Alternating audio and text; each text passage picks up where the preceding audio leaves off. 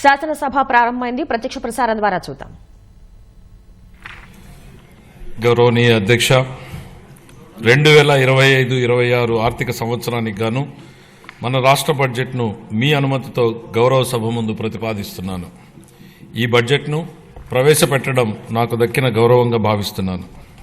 కానీ ఆర్థిక విధ్వంసకర పరిస్థితుల్లో బడ్జెట్ని ప్రవేశపెట్టడం అంటే ఎంతో క్లిష్టమైన అంశంగానే పరిగణిస్తున్నాం. క్లిష్టతరమని ఎందుకు అంటున్నామంటే ప్రతి శాఖలోనూ ఆర్థిక అరాచకం చేశారు గత పాలకులు. దీంతో ఆయా శాఖల్లోని లెక్కలను ఒక కొలిక్కి తీసుకురావడానికి చాలా శ్రమించాల్సి వచ్చింది. ఈ ఆర్థిక అరాచకమని మేం చెప్పడం కాదు, నీతి ఆయోగ్ తన నివేదికలో వెల్లడించింది.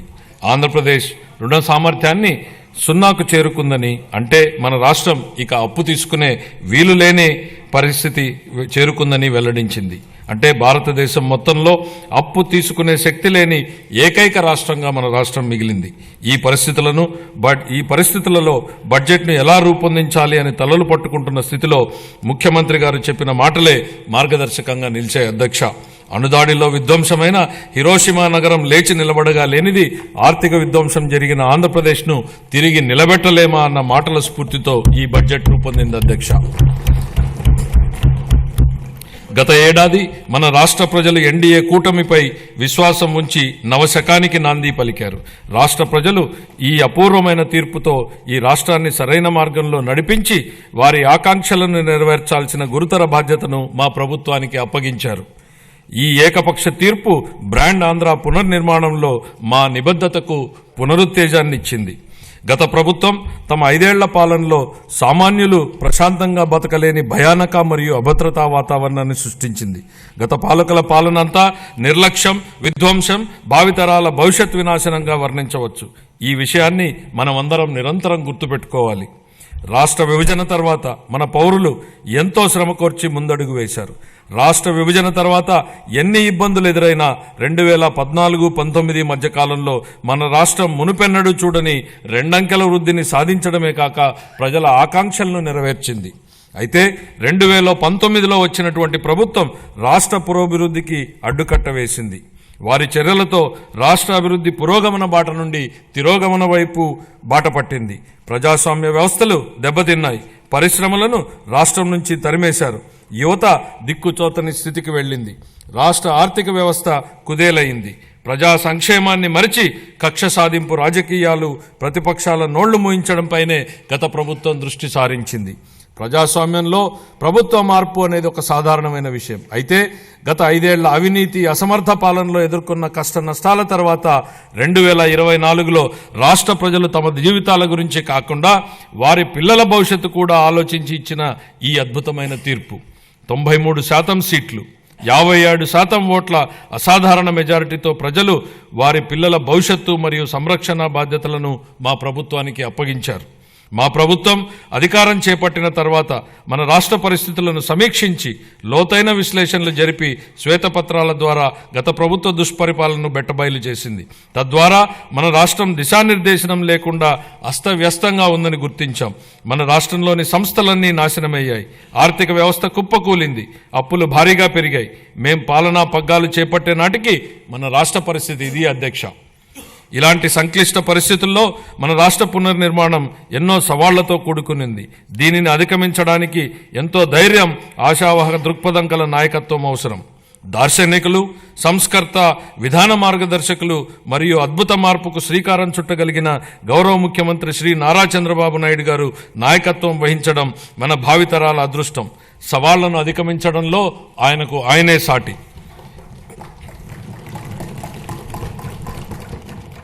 1995లో జీతాలు కూడా చెల్లించలేని దయనీయమైన పరిస్థితుల్లో మన రాష్ట్రం సతమతమవుతున్న సమయంలో గౌరవ ముఖ్యమంత్రి గారు తొలిసారిగా బాధ్యతలు చేపట్టారు. ప్రతి రంగంలోనూ అనేక సాహసోపేత నిర్ణయాలు మరియు సంస్కరణలు చేపట్టి నాటి ఆర్థిక పరిస్థితిని చక్కదిద్దారు. మన గౌరవ ముఖ్యమంత్రి గారు నేడు 2024లో 4వసారి ముఖ్యమంత్రిగా బాధ్యతలు చేపట్టినప్పుడు కూడా అలాంటి పరిస్థితే పునరావృతమైంది. గత పాలకులు జీతాలు కూడా సకాలంలో చెల్లించలేని స్థాయికి రాష్ట్ర ఆర్థిక పరిస్థితిని దిగజార్చారు. రాష్ట్రంలో అన్ని అభివృద్ధి కార్యకలాపాలు నిలిచిపోవడంతో రాష్ట్ర ఆర్థిక వ్యవస్థ కుప్పకూలింది. ఇలాంటి పరిస్థితుల్లో బడ్జెట్ ప్రవేశపెట్టడం క్లిష్టతరమైంది. కౌటిల్యుడు అర్థశాస్త్రంలో చెప్పినట్టు సామాన్యుల సంతోషమే రాజు సంతోషం, వారి సంక్షేమమే ఆయన సంక్షేమం. రాజు తన వ్యక్తిగత ప్రయోజనాలు, సంక్షేమం గురించి ఎన్నడూ ఆలోచించకూడదు. ప్రజల ఆనందంలోనే తన ఆనందాన్ని పొందడానికి ఎల్లప్పుడూ ప్రయత్నించాలి. నందరాజ వంశపు దుర్మార్గపు పాలన తర్వాత సుసంపన్నమైన మరియు న్యాయపాలనను స్థాపించడంలో చంద్రగుప్త మౌర్యుడికి కౌటిల్యుడి మార్గదర్శకం వహించినట్లే గత ప్రభుత్వ పాలనలోని విధ్వంసకర విధానాల తర్వాత గౌరవనీయ ముఖ్యమంత్రి గారు పారదర్శక, సంక్షేమం మరియు శాంతి భద్రతలతో కూడిన పాలనతో ప్రగతిపథం వైపు నడిపిస్తున్నారు. మన రాష్ట్ర పునర్నిర్మాణం కోసం ముఖ్యమంత్రి గారు నిరంతరం శ్రమిస్తున్నారు. మన రాష్ట్రంలో లభ్యమవుతున్న మౌలిక సదుపాయాల అవసరాలను బేరీజు వేసి కొత్త ఆర్థిక వృద్ధి అంశాలను గుర్తించి కొత్త విధి విధానాలతో రాష్ట్ర పురోగమనానికి కావలసిన విధానాన్ని సంస్కరణలను తీసుకువచ్చారు. గౌరవ ముఖ్యమంత్రి శ్రీ నారా చంద్రబాబు నాయుడు గారు మన రాష్ట్రాభివృద్ధి కోసం 1990వ దశకంలోనే విజన్ 2020 డాక్యుమెంట్ను రూపొందించారు. అప్పటి ప్రతిపక్షాలు ఆ ఆలోచనని విమర్శించాయి. కానీ నేటి హైదరాబాద్ను చూసినట్లయితే వారి విజన్ సాకారమైంది. ఇదే ఆయన దార్శనికతకు, సామర్థ్యానికి నిదర్శనం. మళ్లీ 2024లో మరొక గొప్ప విజన్ను దిశానిర్దేశం చేస్తూ గౌరవ ముఖ్యమంత్రి గారు స్వర్ణాంధ్ర 2047కు శ్రీకారం చుట్టి రాష్ట్రాభివృద్ధికి మార్గనిర్దేశనం చేశారు. 15% పైగా రాష్ట్ర స్థూల దేశీయ ఉత్పత్తి వృద్ధి రేటును స్థిరంగా సాధించడం, తలసరి ఆదాయాన్ని పెంచడం, పేదరికాన్ని రూపుమాపడం ద్వారా అభివృద్ధి ఫలాలను అత్యంత అణగారిన వర్గాలకు అందించడమే దీని లక్ష్యం. మా ప్రభుత్వం స్వర్ణాంధ్ర 2047 దిశగా పనులను మొదలుపెట్టింది. ఇందులో భాగంగా పాత విధానాల్లోని లోపాలను సరిచేస్తూ నూతన ఇసుక విధానం, ఎక్సైజ్ విధానం, ఆంధ్రప్రదేశ్ పారిశ్రామిక అభివృద్ధి విధానం లాంటి ఎన్నో విధానాలను తీసుకొచ్చింది. అప్పులు చేయడమే తప్ప అప్పులు తీర్చడాన్ని మరిచిన గత ప్రభుత్వం తప్పుడు విధానాలను సరిచేస్తున్నాం. ప్రభుత్వం కాంట్రాక్టర్లను బ్లాక్ లిస్టులో పెట్టడం చూశాం. కానీ గత పాలకుల విధానాల వల్ల ఆంధ్రప్రదేశ్ ప్రభుత్వాన్నే కాంట్రాక్టర్లు బ్లాక్ లిస్టులో పెట్టి పనులు చేయడానికి ముందుకు రాని పరిస్థితి ఏర్పడింది. ఈ పరిస్థితి నుంచి రాష్ట్రాన్ని తప్పించాం. 24 నుండి రాష్ట్ర ఆర్థిక వ్యవహారాలను సమర్థవంతంగా నిర్వహించడం ద్వారా రాష్ట్ర ప్రభుత్వాన్ని గాడిలో పెడుతున్న విధి విధానాలను ముచ్చుకు కొన్ని తెలియజేస్తున్నాను. జూన్ 12, 2020 నాటికి ఉన్న 23,556 కోట్ల రూపాయలను, వేల కోట్ల రూపాయల బకాయిలను చెల్లించాం. అధ్యక్ష, గత ప్రభుత్వం 93 కేంద్ర ప్రాయోజిత పథకాలను నిలిపివేసింది. 9,371 కోట్ల రూపాయల బకాయిలను చెల్లించడం ద్వారా 74 పథకాలను మా ప్రభుత్వం పునః ప్రారంభించింది. దీనివల్ల కేంద్రం ప్రభుత్వం నుంచి మన రాష్ట్రానికి మరిన్ని నిధులు అందాయి. నీటిపారుదల, రహదారులు మరియు ఇతర పనులకు సంబంధించి 12,735 కోట్ల రూపాయల బకాయిలను చెల్లించడం వల్ల రాష్ట్ర ఆర్థికాభివృద్ధి పునరుత్తేజితమైంది. పంచాయతీలు మరియు మున్సిపాలిటీలను బలోపేతం చేయడానికి 2,793 కోట్ల రూపాయల ఆర్థిక సంఘం నిధులను మా ప్రభుత్వం చెల్లించింది. ఎన్టీఆర్ భరోసా, ఎన్టీఆర్ వైద్య సేవ మరియు దీపం 2.0 పథకాలకు 31,613 వేల కోట్ల రూపాయల్ని మా ప్రభుత్వం విడుదల చేసింది. మన రాష్ట్ర అభివృద్ధికి ఎన్డీఏ కట్టుబడి ఉంది. గౌరవ ప్రధానమంత్రి శ్రీ నరేంద్ర మోడీ గారి సహకారంతో పోలవరం నీటిపారుదల ప్రాజెక్టు మరియు అమరావతి రాజధాని ప్రాజెక్టులను మా ప్రభుత్వం మళ్లీ పట్టాలెక్కించగలిగింది. 23-24 ఆర్థిక సంవత్సరంలో మూలధన పెట్టుబడుల కోసం కేంద్ర ప్రభుత్వాలు రాష్ట్రాలకు అందించే ప్రత్యేక సహాయంలో అయిన ఖర్చు కేవలం 4,090 కోట్ల రూపాయలు మాత్రమే.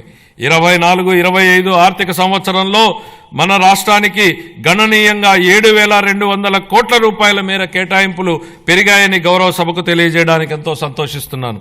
మార్చి 31, 2025 నాటికి ఈ కేటాయింపులు మరింత పెరిగే అవకాశం ఉంది. మా ప్రభుత్వం పాలనా పగ్గాలు చేపట్టాక రాష్ట్ర ఆర్థిక వృద్ధి మళ్లీ గాడిలో పడింది. 24-25 ఆర్థిక సంవత్సరం మొదటి ముందస్తు అంచనాల ప్రకారం రాష్ట్ర స్థూల దేశీయ ఉత్పత్తి 12.94% వృద్ధి చెందింది. అన్ని ముఖ్యమైన రంగాలు మరింత బలం పుంజుకున్నాయి. వీటిలో వ్యవసాయం మరియు అనుబంధ రంగాలు 15.86%, పరిశ్రమలు 6-7% వృద్ధిని సాధించగా సేవల రంగం 11.7% వృద్ధిని సాధించగలిగాయి. జూన్ 2024 నుంచి అతి తక్కువ సమయంలోనే మా ప్రభుత్వం మేనిఫెస్టోలో ఇచ్చిన ఈ కింది ప్రధాన హామీలను నెరవేర్చింది. ఎన్టీఆర్ భరోసా పెన్షన్లను నెలకు 4,000 రూపాయలకు పెంచడం జరిగింది. పేదల కోసం 204 అన్నా క్యాంటీన్లను ఏర్పాటు చేయడం జరిగింది. దీపం పథకం ద్వారా ఉచిత సిలిండర్లను ఇవ్వడం జరుగుతోంది. అర్చకులు, ఇమాంలు మరియు మౌజన్లకు గౌరవ వేతనం పెంచడం జరిగింది. 16,347 ఉపాధ్యాయుల నియామక ప్రక్రియకు మా ప్రభుత్వం శ్రీకారం చుట్టింది. అధ్యక్ష, చేసే ప్రతి పనిని ప్రజల ఆమోదంతో చేయాలనేది చంద్రబాబు గారి ఆలోచన. నేడు, రేపు మరియు మర్నాడు ప్రజలను ఒప్పించి ముందుకు సాగాలి. ప్రజాస్వామ్యంలో ఇది నిరంతర ప్రక్రియ. We have to convince people today, tomorrow and day after tomorrow continuously in democracy అనేది ముఖ్యమంత్రి గారు పదే పదే చెప్తుంటారు. బడ్జెట్ అనేది కేవలం కేటాయింపులు మాత్రమే కాదు, ప్రజల ఆశలు, ఆకాంక్షలు, అభివృద్ధి, సంక్షేమం ఉన్న వనరులతో వీటిని సమతూకం చేయడమే బడ్జెట్ ప్రక్రియ. దీన్ని గత ప్రభుత్వం పూర్తిగా గాలికి వదిలేసింది. దీంతో ఆర్థిక వ్యవస్థ క్లిష్టతరంగా మారింది. దీన్ని సరిదిద్దే దిశగా 24-25 ఆర్థిక సంవత్సరపు మన బడ్జెట్ రాష్ట్ర దిద్దుబాటుకు పునాది వేసింది. ఇప్పుడు మా ప్రభుత్వం ప్రతి రూపాయిని లెక్కించి, ప్రతి శాఖతోనూ లోతుగా చర్చించి, ప్రతి అవసరాన్ని గుర్తించి, వారి భవిష్యత్ సవాళ్లను విశ్లేషించి 25-26 బడ్జెట్ను రూపొందించాం. అధ్యక్ష, గౌరవ ముఖ్యమంత్రి శ్రీ నారా చంద్రబాబు నాయుడు గారి సూచనలకు అనుగుణంగా శాఖల వారీ కేటాయింపులను గౌరవ సభ ముందు ప్రతిపాదిస్తున్నాను. వ్యవసాయం మరియు అనుబంధ రంగాలు. ప్రముఖ వ్యవసాయ శాస్త్రవేత్త డాక్టర్ ఎంఎస్ స్వామినాథన్ గారి మాటలు నాకు గుర్తుకొస్తున్నాయి. వ్యవసాయం గాడి తప్పితే మరేదీ సక్రమంగా సాగడానికి అవకాశం ఉండదు. మన రాష్ట్ర వ్యవసాయ రంగం 62% జనాభాకు ఆసరాగా ఉంటూ మన ఆర్థిక వ్యవస్థకు వెన్నెముకగా నిలుస్తోందన్నది వాస్తవం. వ్యవసాయ రంగం ఎంతో ప్రాముఖ్యతను కలిగి ఉన్నప్పటికీ ఈ రంగానికి సంబంధించి అనేక కీలక పథకాలను అమలు చేయడంలో గత ప్రభుత్వం పూర్తిగా విఫలమైంది. వివిధ వ్యవసాయ పథకాల కింద చెల్లించవలసిన 5,510 కోట్ల రూపాయల బకాయిలను గత ప్రభుత్వం చెల్లించలేదు. వీటిలో 693 కోట్ల రూపాయల బకాయిలను మా ప్రభుత్వం చెల్లించింది. రాష్ట్రీయ కృషి వికాస్ యోజన కింద చేపట్టే డ్రిప్ ఇరిగేషన్ పథకాన్ని గత కొన్ని సంవత్సరాలుగా అమలు చేయలేదు. అసలు డ్రిప్ ఇరిగేషన్ ప్రాజెక్టుకు ఉన్న ప్రాధాన్యత గత పాలకులకు ఏం తెలుసు అధ్యక్ష? డ్రిప్ ఇరిగేషన్ అనేది ఈ దేశంలో లేని రోజుల్లో దాని ప్రాధాన్యతను గుర్తించిన నాయకుడిని చూశాం. దేశమంతటా డ్రిప్ ఇరిగేషన్ ఉన్న ఈ రోజుల్లో దాన్ని నిర్లక్ష్యం చేసిన గత పాలకుడిని చూశాం. ఈ సందర్భంగా డ్రిప్ ఇరిగేషన్ ఈ దేశంలోకి తొలి అడుగు ఎలా పెట్టిందనేది ఈ తరానికి తెలియజెప్పాల్సింది అధ్యక్ష. డ్రిప్ ఇరిగేషన్ గురించి ఎవరూ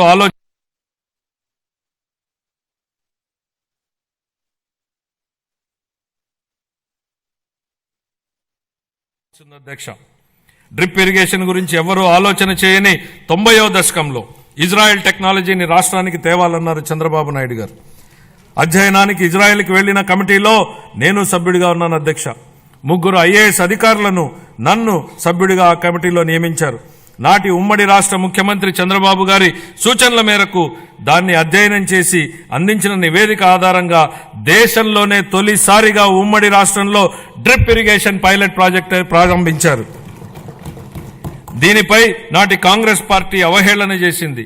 ఆ తర్వాత డ్రిప్ ఇరిగేషన్ పై జాతీయ స్థాయిలో వేసిన టాస్క్ ఫోర్స్ కు ఆయనే నేతృత్వం వహించారు. ఇవాళ డ్రిప్ లేని రాష్ట్రం లేదు, డ్రిప్ లేని పొలం లేదు. What Chandrababu Naidu thinks today the nation thinks tomorrow అనడానికి ఇంతకన్నా ఏం నిదర్శనం కావాలని అడుగుతున్నా అధ్యక్ష. ఇలాంటి డ్రిప్ ఇరిగేషన్ ను గత ప్రభుత్వం పూర్తిగా నిర్లక్ష్యం చేసింది. కేంద్ర ప్రభుత్వం డ్రిప్ ఇరిగేషన్ పథకం కోసం విడుదల చేసిన 616 కోట్ల రూపాయలను దారి మళ్లించింది. మా ప్రభుత్వం ఏర్పడిన తర్వాత డ్రిప్ ఇరిగేషన్ కోసం 176 కోట్లను విడుదల చేసి అదనంగా 85,000 హెక్టార్లను డ్రిప్ ఇరిగేషన్ కింద తీసుకురావడానికి మా ప్రభుత్వం అనుమతులిచ్చింది. జీవితంలో ఒక్కసారైనా డాక్టర్, లాయర్, పోలీసు మరియు బోధకుడు అవసరమని చెప్తా ఉంటారు. కానీ రైతు ప్రతిరోజు అవసరం, 3 పూటల అవసరం. కాబట్టి అలాంటి అన్నదాతకు ప్రగాఢ కృతజ్ఞతా భావంతో మేం మరో సూపర్ 6 హామీని నెరవేర్చడానికి సిద్ధమవుతున్నామని తెలియజేయడానికి ఎంతో సంతోషంగా ఉంది. ఎన్ని ఆర్థిక ఇబ్బందులున్నా అన్నదాత సుఖీభావ పథకం కింద ప్రతి రైతుకు ఏటా 20,000 రూపాయల అందించేలా కేటాయింపులు చెప్పామనడానికి గర్విస్తున్నాం అధ్యక్ష. మా ప్రభుత్వం వ్యవసాయ రంగానికి ఊతమిచ్చేందుకు రాష్ట్ర వ్యాప్తంగా 21.87 లక్షల వ్యవసాయ పంపు సెట్లకు 9 గంటల ఉచిత విద్యుత్తుని సరఫరా చేస్తోంది. చేపల వేట నిషేధ కాలంలో మత్స్యకారులకు అందించే ఆర్థిక సహాయాన్ని 10,000 రూపాయల నుండి 20,000 రూపాయలకు రెట్టింపు చేస్తామనే మేనిఫెస్టోలోని మరొక హామీని నెరవేర్చడానికి తగిన కేటాయింపులు చేశామని సంతోషంగా ప్రకటిస్తున్నాం. 25-26 ఆర్థిక సంవత్సరానికి వ్యవసాయం మరియు అనుబంధ రంగాలకు 13,487 కోట్ల రూపాయల కేటాయింపును ప్రతిపాదిస్తున్నాను. పౌర సరఫరాల శాఖ కాలే కడుపుకు పట్టెడన్నం పెట్టడమే మా సిద్ధాంతమని చెప్పిన శ్రీ నందమూరి తారక రామారావు గారు దాన్ని నిజం చేసే దిశగా 94లో సంవత్సరంలో 2 రూపాయలకే కిలో బియ్యం పథకం ప్రవేశపెట్టారు. దేశం మొత్తం ఈ నమూనానే అనుకరించింది. మన రాష్ట్రంలో ప్రారంభమైన ఈ పథకం 3 దశాబ్దాల తర్వాత జాతీయ ఆహార భద్రతా చట్టం 2013 రూపకల్పనకు ఆధారమైంది. ప్రజా పంపిణీ వ్యవస్థ ద్వారా పేదలకు నాణ్యమైన బియ్యాన్ని మా ప్రభుత్వం సరఫరా చేస్తోంది.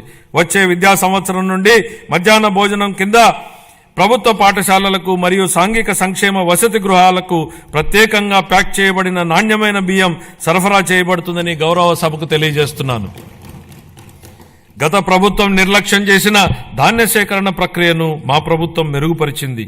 వ్యవసాయ రాబడిలో వరి కొనుగోళ్లకు ఇచ్చే మద్దతు ధర ముఖ్యమైనది అని మనందరికీ తెలుసు.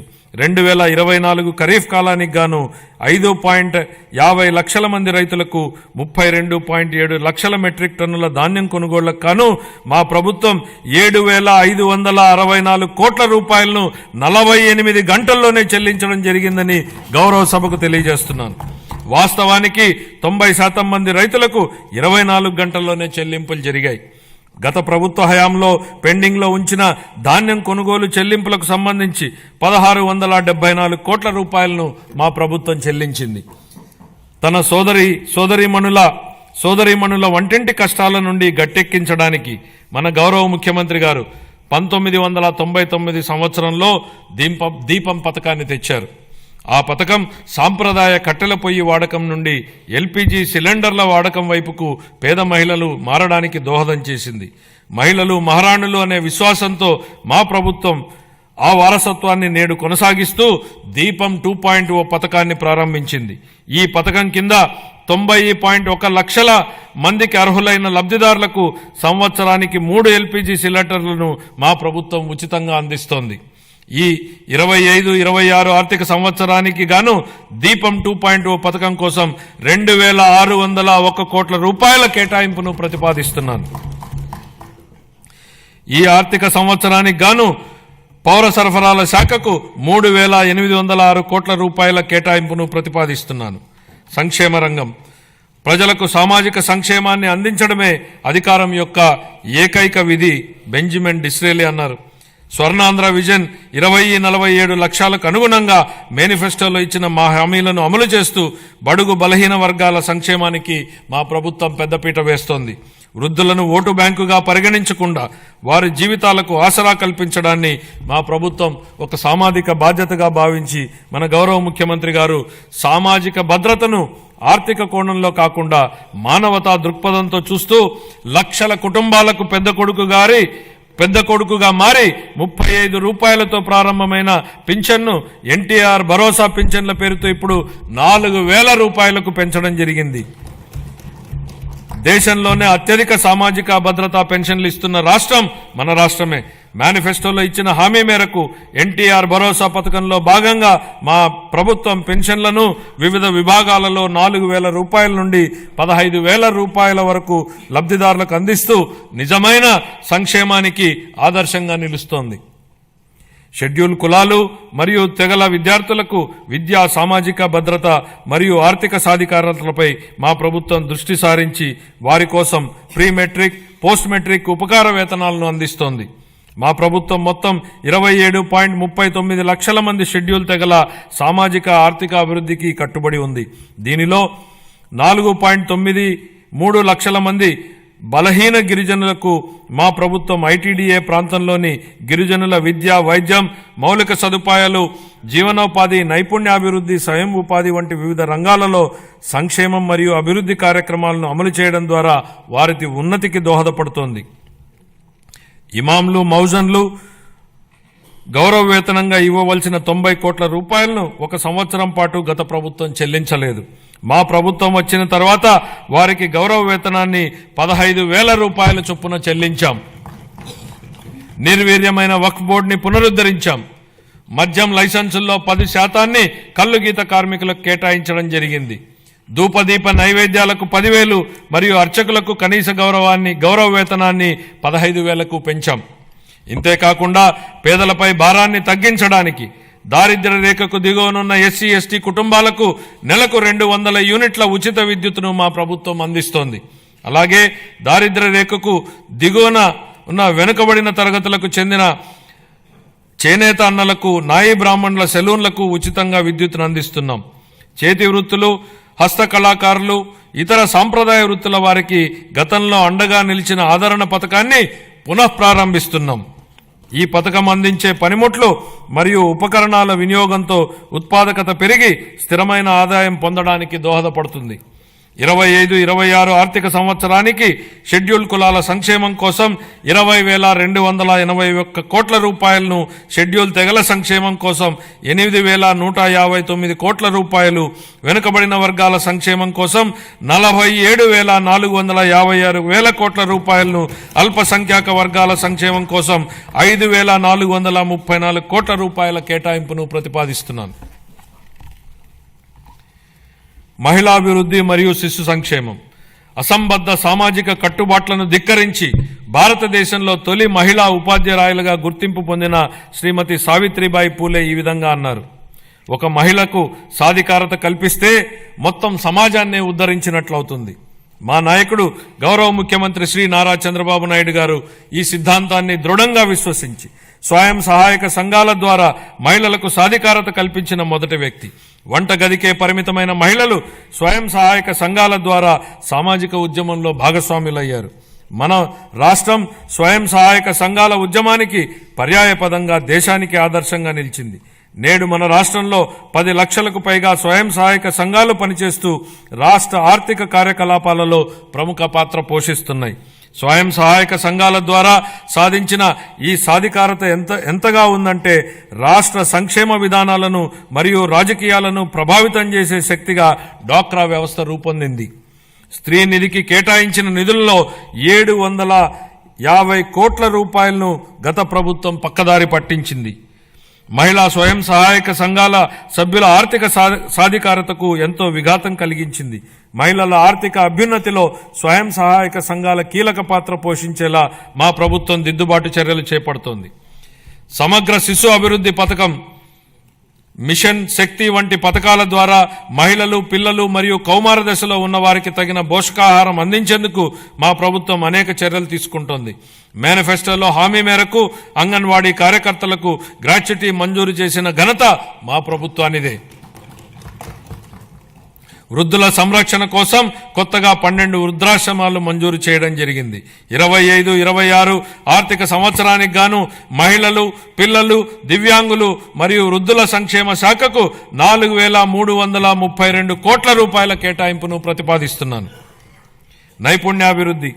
నైపుణ్యాభివృద్ధి గురించి మన గౌరవనీయ ముఖ్యమంత్రి గారి మాటల్లో జ్ఞాన ఆధారిత ఆర్థిక వ్యవస్థలో నిరంతరం నైపుణ్యాలను మెరుగుపరుచుకోవడం చాలా కీలకం. కాలానుగుణంగా మారుతున్న పరిశ్రమల యొక్క అవసరాలను తీర్చడానికి నైపుణ్యం కలిగిన మానవ వనరులు చాలా ముఖ్యం. మా ప్రభుత్వం శ్రామిక జనాభా నైపుణ్యాలను అంచనా వేసి అభివృద్ధి చెందుతున్న పరిశ్రమల అవసరాలకు అనుగుణంగా వారిని తయారు చేసే దిశగా నైపుణ్య గణన జరుపుతోంది. స్థానిక పరిశ్రమల డిమాండ్ను తీర్చడానికి నిరుద్యోగ యువతకు మరియు కళాశాల డ్రాపౌట్లకు శిక్షణ ఇచ్చేందుకు 83 పారిశ్రామిక శిక్షణ సంస్థలలో నైపుణ్య కేంద్రాలను ఏర్పాటు చేయడం జరిగింది. ప్రధానమంత్రి జన్ వికాస్ కార్యక్రమం కింద అల్పసంఖ్యాక వర్గాల వారి కోసం ప్రత్యేకంగా 4 కొత్త పారిశ్రామిక శిక్షణ సంస్థలను ఏర్పాటు చేయడానికి ఇప్పటికే ప్రతిపాదనలు చేయడం జరిగింది. 25-26 ఆర్థిక సంవత్సరానికి నైపుణ్యాభివృద్ధి మరియు శిక్షణా శాఖకు 1,228 కోట్ల రూపాయల కేటాయింపును ప్రతిపాదిస్తున్నాను. పాఠశాల విద్య. గత ప్రభుత్వ దుర్మార్గపు పాలన కాలంలో రాష్ట్ర విద్యా వ్యవస్థపై దృష్టి సారించకపోవడం, నిర్లక్ష్యం మరియు తప్పుడు విధానాల వలన మన రాష్ట్రంలోని 2.43 లక్షల మంది విద్యార్థులు బడి మానివేయడంతో వారి భవిష్యత్ ప్రమాదంలోకి నెట్టివేయబడింది. ఇలాంటి పరిస్థితుల్లో విద్యా వ్యవస్థను చక్కదిద్దే అత్యంత కఠినమైన బాధ్యతను మంత్రి నారా లోకేష్ గారు తన భుజస్కంధాల మీద వేసుకున్నారు. నేటి బాలలే రేపటి పౌరులనే భావనతో విద్యా వ్యవస్థను ప్రక్షాళన చేయడం మొదలుపెట్టారు. రిజల్ట్ ఓరియంటెడ్ ఎడ్యుకేషన్ పై దృష్టి సారించి ఆర్టిఫిషియల్ ఇంటెలిజెన్స్ వంటి టెక్నాలజీ విషయాలను ప్రధాన పాఠ్యాంశాలుగా తీసుకురావడానికి ఆయన చేసిన ప్రయత్నాలతో మన పిల్లలు ప్రపంచ స్థాయిలో పోటీపడి రాణించడానికి సిద్ధమవుతున్నారు. సమాజానికి విద్య ఎంత అవసరమో చైనీయుల సామెత ద్వారా వ్యక్తీకరించబడింది. మీరు సంవత్సరానికి ప్రణాళిక వేస్తే వరి నాటండి, దశాబ్దానికి ప్రణాళిక వేస్తే చెట్లు నాటండి, జీవితకాలానికి ప్రణాళిక వేస్తే ప్రజలకు విద్య నేర్పండి. పిల్లలకు విద్య అందించడం తల్లిదండ్రులకు భారం కాకూడదని మా ప్రభుత్వం బలంగా విశ్వసిస్తోంది. ఏ కారణం చేతను ఏ బిడ్డ విద్యకు దూరం కాకూడదని విశ్వసిస్తున్నాం. ప్రతి తల్లి తన పిల్లలను పాఠశాలకు పంపేలా ప్రోత్సహించే లక్ష్యంతో మరో సూపర్ 6 హామీని అమలు పరిచే దిశగా తల్లికి వందనం పథకాన్ని ప్రారంభిస్తున్నాం. 25-26 విద్యా సంవత్సరం నుంచి ఈ పథకం కింద 15,000 రూపాయల ఆర్థిక సహాయాన్ని అందించుతున్నాం. చదువుకునే ప్రతి విద్యార్థి తల్లికి ఈ పథకాన్ని అందించడానికి కేటాయింపులు జరుపుతున్నాం. ఈ పథకం ప్రభుత్వ మరియు ప్రైవేటు పాఠశాలలో 1 నుండి 12వ తరగతి వరకు చదువుతున్న పిల్లలకు వర్తిస్తుంది. అదేవిధంగా సర్వేపల్లి రాధాకృష్ణ విద్యామిత్ర పథకం ద్వారా 35.69 లక్షల మంది విద్యార్థులకు ఉచితంగా పుస్తకాలు, యూనిఫామ్లు, డొక్కా సీతమ్మ మధ్యాహ్న బడి భోజనం పథకం ద్వారా విద్యార్థులకు పౌష్టికాహారాన్ని అందిస్తున్నాం. ఉపాధ్యాయులకు స్నేహపూర్వక వాతావరణంలో కూడిన విద్యా వ్యవస్థ కోసం గౌరవనీయ మానవ వనరుల అభివృద్ధి శాఖ మంత్రి నారా లోకేష్ గారి చొరవతో మా ప్రభుత్వం అన్ని ప్రభుత్వ పాఠశాలలకు ఉచిత విద్యుత్తును అందించాలని నిర్ణయించిందని గౌరవ సభకు ఎంతో సంతోషంగా ప్రకటిస్తున్నాను. ఇది స్థానిక సంస్థలపై ఆర్థిక భారాన్ని తగ్గించడమే కాక ఉపాధ్యాయులు మరియు విద్యార్థులకు ఒత్తిడి లేని వాతావరణాన్ని కల్పిస్తుంది. 25-26 ఆర్థిక సంవత్సరానికి పాఠశాల విద్యాశాఖకు 31,805 కోట్ల రూపాయలను కేటాయింపును ప్రతిపాదిస్తున్నాను. ఉన్నత విద్య.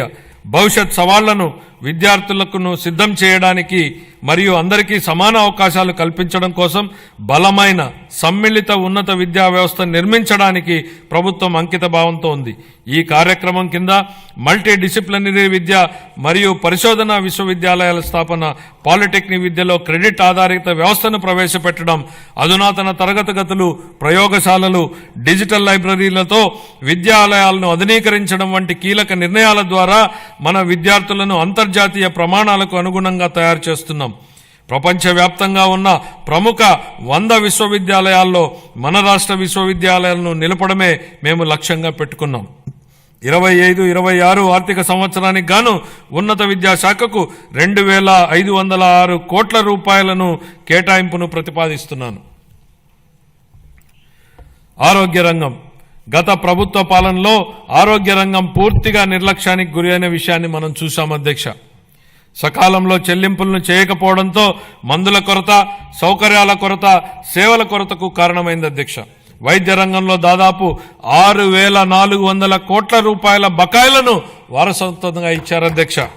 దీనిలో 1,624 కోట్ల రూపాయలను చెల్లించి తిరిగి గాడిలో పెట్టేటువంటి ప్రయత్నాలు ప్రారంభించాం. నిర్లక్ష్యానికి గురైన వైద్యారోగ్య రంగాన్ని గాడిలో పెట్టడమే కాకుండా ఈ శాఖకు సంబంధించి ప్రజారోగ్యానికి సంబంధించి మేనిఫెస్టోలో ఇచ్చిన హామీలను అమలు చేస్తున్నాం.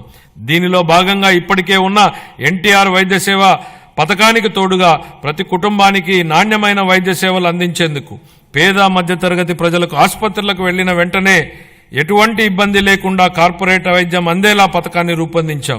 దీనిలో భాగంగా ప్రతి కుటుంబానికి 25 లక్షల రూపాయల ఆరోగ్య బీమా పథకాన్ని అందుబాటులోకి తీసుకొచ్చేందుకు మా ప్రభుత్వం ప్రణాళికలు చేపట్టింది. ఈ ఏడాదిలోనే ఈ పథకాన్ని అమల్లోకి తేనున్నాం. దీంతో పాటు ఆసుపత్రుల్లో మందుల సరఫరా, మెరుగైన వైద్య సేవలు, పారిశుద్ధ్యం వంటివి ఇప్పటికే చేపడుతున్నాం అధ్యక్ష. 25-26 ఆర్థిక సంవత్సరానికి వైద్య ఆరోగ్య మరియు కుటుంబ సంక్షేమ శాఖకు 19,264 కోట్ల రూపాయల కేటాయింపును ప్రతిపాదిస్తున్నాను అధ్యక్ష. పంచాయతీరాజ్ మరియు గ్రామీణాభివృద్ధి. గ్రామాలు శక్తి సంపన్నమై స్వయం సమృద్ధి మరియు సాధికారతలతో తొలతూగకపోతే దేశాభివృద్ధి అసంపూర్తిగానే ఉండిపోతుంది. దీన్ దయాళ్ ఉపాధ్యాయ అన్న మాటలు అధ్యక్ష. గ్రామీణ ప్రాంతాల అవసరాలను తీర్చాల్సిన గురుతర బాధ్యతను గత ప్రభుత్వం విస్మరించింది. రహదారులు, తాగునీటి వంటి కనీస అవసరాలను పొందడం ప్రజల హక్కు అయినప్పటికీ గత ప్రభుత్వం వీటిపై దృష్టి పెట్టలేదు. స్థానిక సంస్థల నిధులను పక్కదారి పట్టించడం వల్ల మన రాష్ట్ర గ్రామీణ ఆర్థిక వ్యవస్థలపై ఇది ప్రభావం చూపి గ్రామ పంచాయతీల హోదాను దిగజార్చింది. గౌరవనీయ ఉప ముఖ్యమంత్రి శ్రీ పవన్ కళ్యాణ్ గారి మార్గదర్శకంలో ప్రజల జీవన ప్రమాణాలు మెరుగుపరచాలనే లక్ష్యంతో మా ప్రభుత్వం గ్రామీణాభివృద్ధిలో ముందడుగు వేస్తోంది. ప్రజల చురుకైన భాగస్వామ్యంతో మా ప్రభుత్వం సమగ్ర గ్రామ పంచాయతీ అభివృద్ధి ప్రణాళికలను రూపొందించి గ్రామాలలో సిమెంట్ రోడ్లు, తార్ రోడ్లు, పశువుల పాకలు తదితర 30,000 పనులకు మంజూరు చేయడం జరిగింది. 4,300 కిలోమీటర్ల మేరకు మంజూరైన సీసీ రోడ్లలో ఇప్పటికే 3,000 కిలోమీటర్ల రోడ్లు పూర్తయ్యాయి. మరో 1,300 కిలోమీటర్ల మేర రోడ్లు తుది నిర్మాణ దశలో ఉన్నాయి. వీటి ఫలితంగా గ్రామీణ ప్రాంతాలలో పరిశుభ్రమైన వాతావరణం ఏర్పడి ఆర్థిక కార్యకలాపాలు, ఉపాధి కల్పన జరిగింది. గత ప్రభుత్వం 5 ఏళ్లుగా స్మార్ట్ ఎల్ఈడి వీధి దీపాల పథకాన్ని పూర్తిగా నిర్లక్ష్యం చేసింది. 150 కోట్ల రూపాయల మేరకు బకాయిలను చెల్లించడం ద్వారా మా ప్రభుత్వాన్ని ఈ కార్యక్రమాన్ని పునరుద్ధరించింది. కేంద్ర ప్రభుత్వం జల్ జీవన్ మిషన్ను ఆగస్టు 15, 2019లో ప్రారంభించినప్పటి నుండి 2024-25 వరకు 13,499 కోట్ల రూపాయలను కేంద్ర ప్రభుత్వం కేటాయించినప్పటికీ గత ప్రభుత్వం మన రాష్ట్రాన్ని సకాలంలో విడుదల చేయకపోవడం వలన కేవలం 2,255 కోట్ల రూపాయలను మాత్రమే వినియోగించుకోగలిగింది. ఛత్తీస్గఢ్, జార్ఖండ్, గుజరాత్, ఒడిశా వంటి రాష్ట్రాలు 23-24 సంవత్సరానికి కేంద్రం నుంచి మనకంటే తక్కువ కేటాయింపులు పొందినప్పటికీ మన రాష్ట్రం కంటే ఎక్కువ నిధులను వినియోగించుకున్నాయి. మా ప్రభుత్వం ఈ పథకాన్ని పునరుద్ధరించడానికి చొరవ తీసుకుంది. మా ప్రభుత్వ అభ్యర్థన మేరకు ఈ పథకం గడువును 2028 వరకు పొడిగించిన కేంద్ర ప్రభుత్వానికి ఈ గౌరవ సభ ద్వారా ధన్యవాదాలు తెలియజేస్తున్నాను. దీనిలో భాగంగా సుస్థిర ఉపరితల నీటి రిజర్వాయర్ల నుండి 95.44 లక్షల గ్రామీణ గృహాలకు నీరందించాలని మా ప్రభుత్వం లక్ష్యంగా పెట్టుకుంది. మహాత్మా గాంధీ జాతీయ గ్రామీణ ఉపాధి హామీ పథకం కింద 45.3 లక్షల కుటుంబాలకు చెందిన 72 లక్షల మందికి ఉపాధి కల్పించడం జరిగింది. మా ప్రభుత్వం రైతులకు మేలు చేకూరేలా పొలాలకు అనుసంధాన రహదారులు వేస్తోంది. అన్ని గ్రామాలలో స్వచ్ఛ భారత్ మిషన్ కింద ఘన మరియు ద్రవ వ్యర్థాల నిర్వహణ కార్యకలాపాలను చేపట్టడం వలన అవి పరిశుభ్రమైన మరియు ఆదర్శ గ్రామాలుగా మార్పు చెందనున్నాయి. గ్రామీణ ప్రాంతాల్లో మౌలిక వసతులు, రోడ్ల నిర్మాణం విషయంలో గత ప్రభుత్వాల నిర్లక్ష్యాల వలన భయంకరమైన భరింపశక్యంగాని వారసత్వం మా ప్రభుత్వానికి వచ్చింది అధ్యక్ష. పల్లెల్లో ఎక్కడ చూసినా గుంతలమైన రోడ్లే కనిపించాయి. వంతెనలు లేక కనెక్టివిటీ లేని గ్రామాలకు అనుసంధానం ఏర్పడుతున్న ఈ రోజుల్లో రోడ్లు సరిగా లేక గ్రామాలకు అనుసంధానం లేని పరిస్థితి గత ప్రభుత్వంలో ఏర్పడింది. ప్రధానమంత్రి గ్రామీణ సడక్ యోజన, ఆంధ్రప్రదేశ్ గ్రామీణ రహదారుల అనుసంధాన మరియు ప్రాజెక్టు మరియు జాతీయ వ్యవసాయ మరియు గ్రామీణాభివృద్ధి బ్యాంకు నిధుల కింద ఈ రోడ్లను అభివృద్ధి చేసే ప్రయత్నాలను ప్రారంభించాం. అన్ని వాతావరణ పరిస్థితులను తట్టుకోగలిగే రహదారులను నిర్మించి అనుసంధానతను కల్పించే దిశగా పీఎం జన్మన్ పథకం మన రాష్ట్రంలో అమలు చేయబడుతోంది. 2025-26 ఆర్థిక సంవత్సరానికి గాను పంచాయతీరాజ్ మరియు గ్రామీణాభివృద్ధి శాఖకు 18,847 కోట్ల రూపాయల కేటాయింపును ప్రతిపాదిస్తున్నారు. పట్టణాభివృద్ధి. వేగంగా పెరుగుతున్న జనాభా దృష్ట్యా సమర్థవంతమైన పట్టణ ప్రణాళికను రూపొందించడం చాలా ముఖ్యం. పెరుగుతున్న పట్టణీకరణ అవసరాలను తీర్చడానికి అనుగుణంగా అభివృద్ధి చెందుతున్న నగరాలు మౌలిక సదుపాయాలను కలిగి ఉండాలి. రాష్ట్రాన్ని సర్వనాశనం చేసేలా ప్రణాళికాబద్ధంగా వికేంద్రీకరణ మంత్రాన్ని జపించిన గత ప్రభుత్వం బిల్లుల చెల్లింపుల విషయానికి వచ్చేటప్పటికి మాత్రం కేంద్రీకృత విధానాన్ని అమలు చేసింది. ఉదాహరణకు మున్సిపాలిటీలలో చేసే చెల్లింపులను గత ప్రభుత్వం కేంద్రీకృతం చేసింది అధ్యక్ష. దీని ద్వారా స్థానిక స్వపరిపాలన స్ఫూర్తికి గత ప్రభుత్వం పాతరేసింది. మారుమూల మున్సిపాలిటీలో ఓ చిన్న మురుగునీటి కాలువ నిర్మాణానికి సంబంధించిన బిల్లులు సైతం రాష్ట్ర సచివాలయంలోని ఆర్థిక శాఖ కార్యదర్శి చెల్లింపులు జరిపే విధానాన్ని అమలు చేసింది. కేంద్రీకృత చెల్లింపుల విధానం నుంచి మున్సిపాలిటీలకు ఆర్థిక స్వేచ్ఛను కల్పించాలన్న గౌరవ ముఖ్యమంత్రి గారి ఆలోచనలకు అనుగుణంగా ఏప్రిల్ 1, 2025 నుండి మున్సిపాలిటీల బిల్లుల చెల్లింపును కేంద్రీకృత విధానం నుంచి వేరు చేసి బిల్లులు చెల్లించే అధికారాన్ని మున్సిపాలిటీలకే ఇస్తున్నాం. స్థానిక సంస్థలకు ఆర్థిక స్వేచ్ఛను కల్పించడం, వాటి పనితీరు మెరుగుపరచడానికి ఇదొక విప్లవాత్మక నిర్ణయం. ప్రజా రాజధాని అమరావతి. అసంబద్ధ రాష్ట్ర విభజన కారణంగా రాజధానిని కోల్పోయిన మన రాష్ట్రానికి అమరావతిని ప్రజా రాజధానిగా ఏర్పాటు చేసుకున్నాం. దీనికి ఆనాడు ఆమోదం తెలిపి అధికారంలోనికి రాగానే మాట మార్చారు. మాట మార్చడమే కాకుండా అమరావతి విధ్వంసానికి నడం బిగించారు. నాటి ప్రభుత్వ అరాచక విధానాలపై అమరావతి రైతులు పోరుబాటును ఎంచుకోవడం, తమని తాను కాపాడుకుంటూ ఈ రాష్ట్ర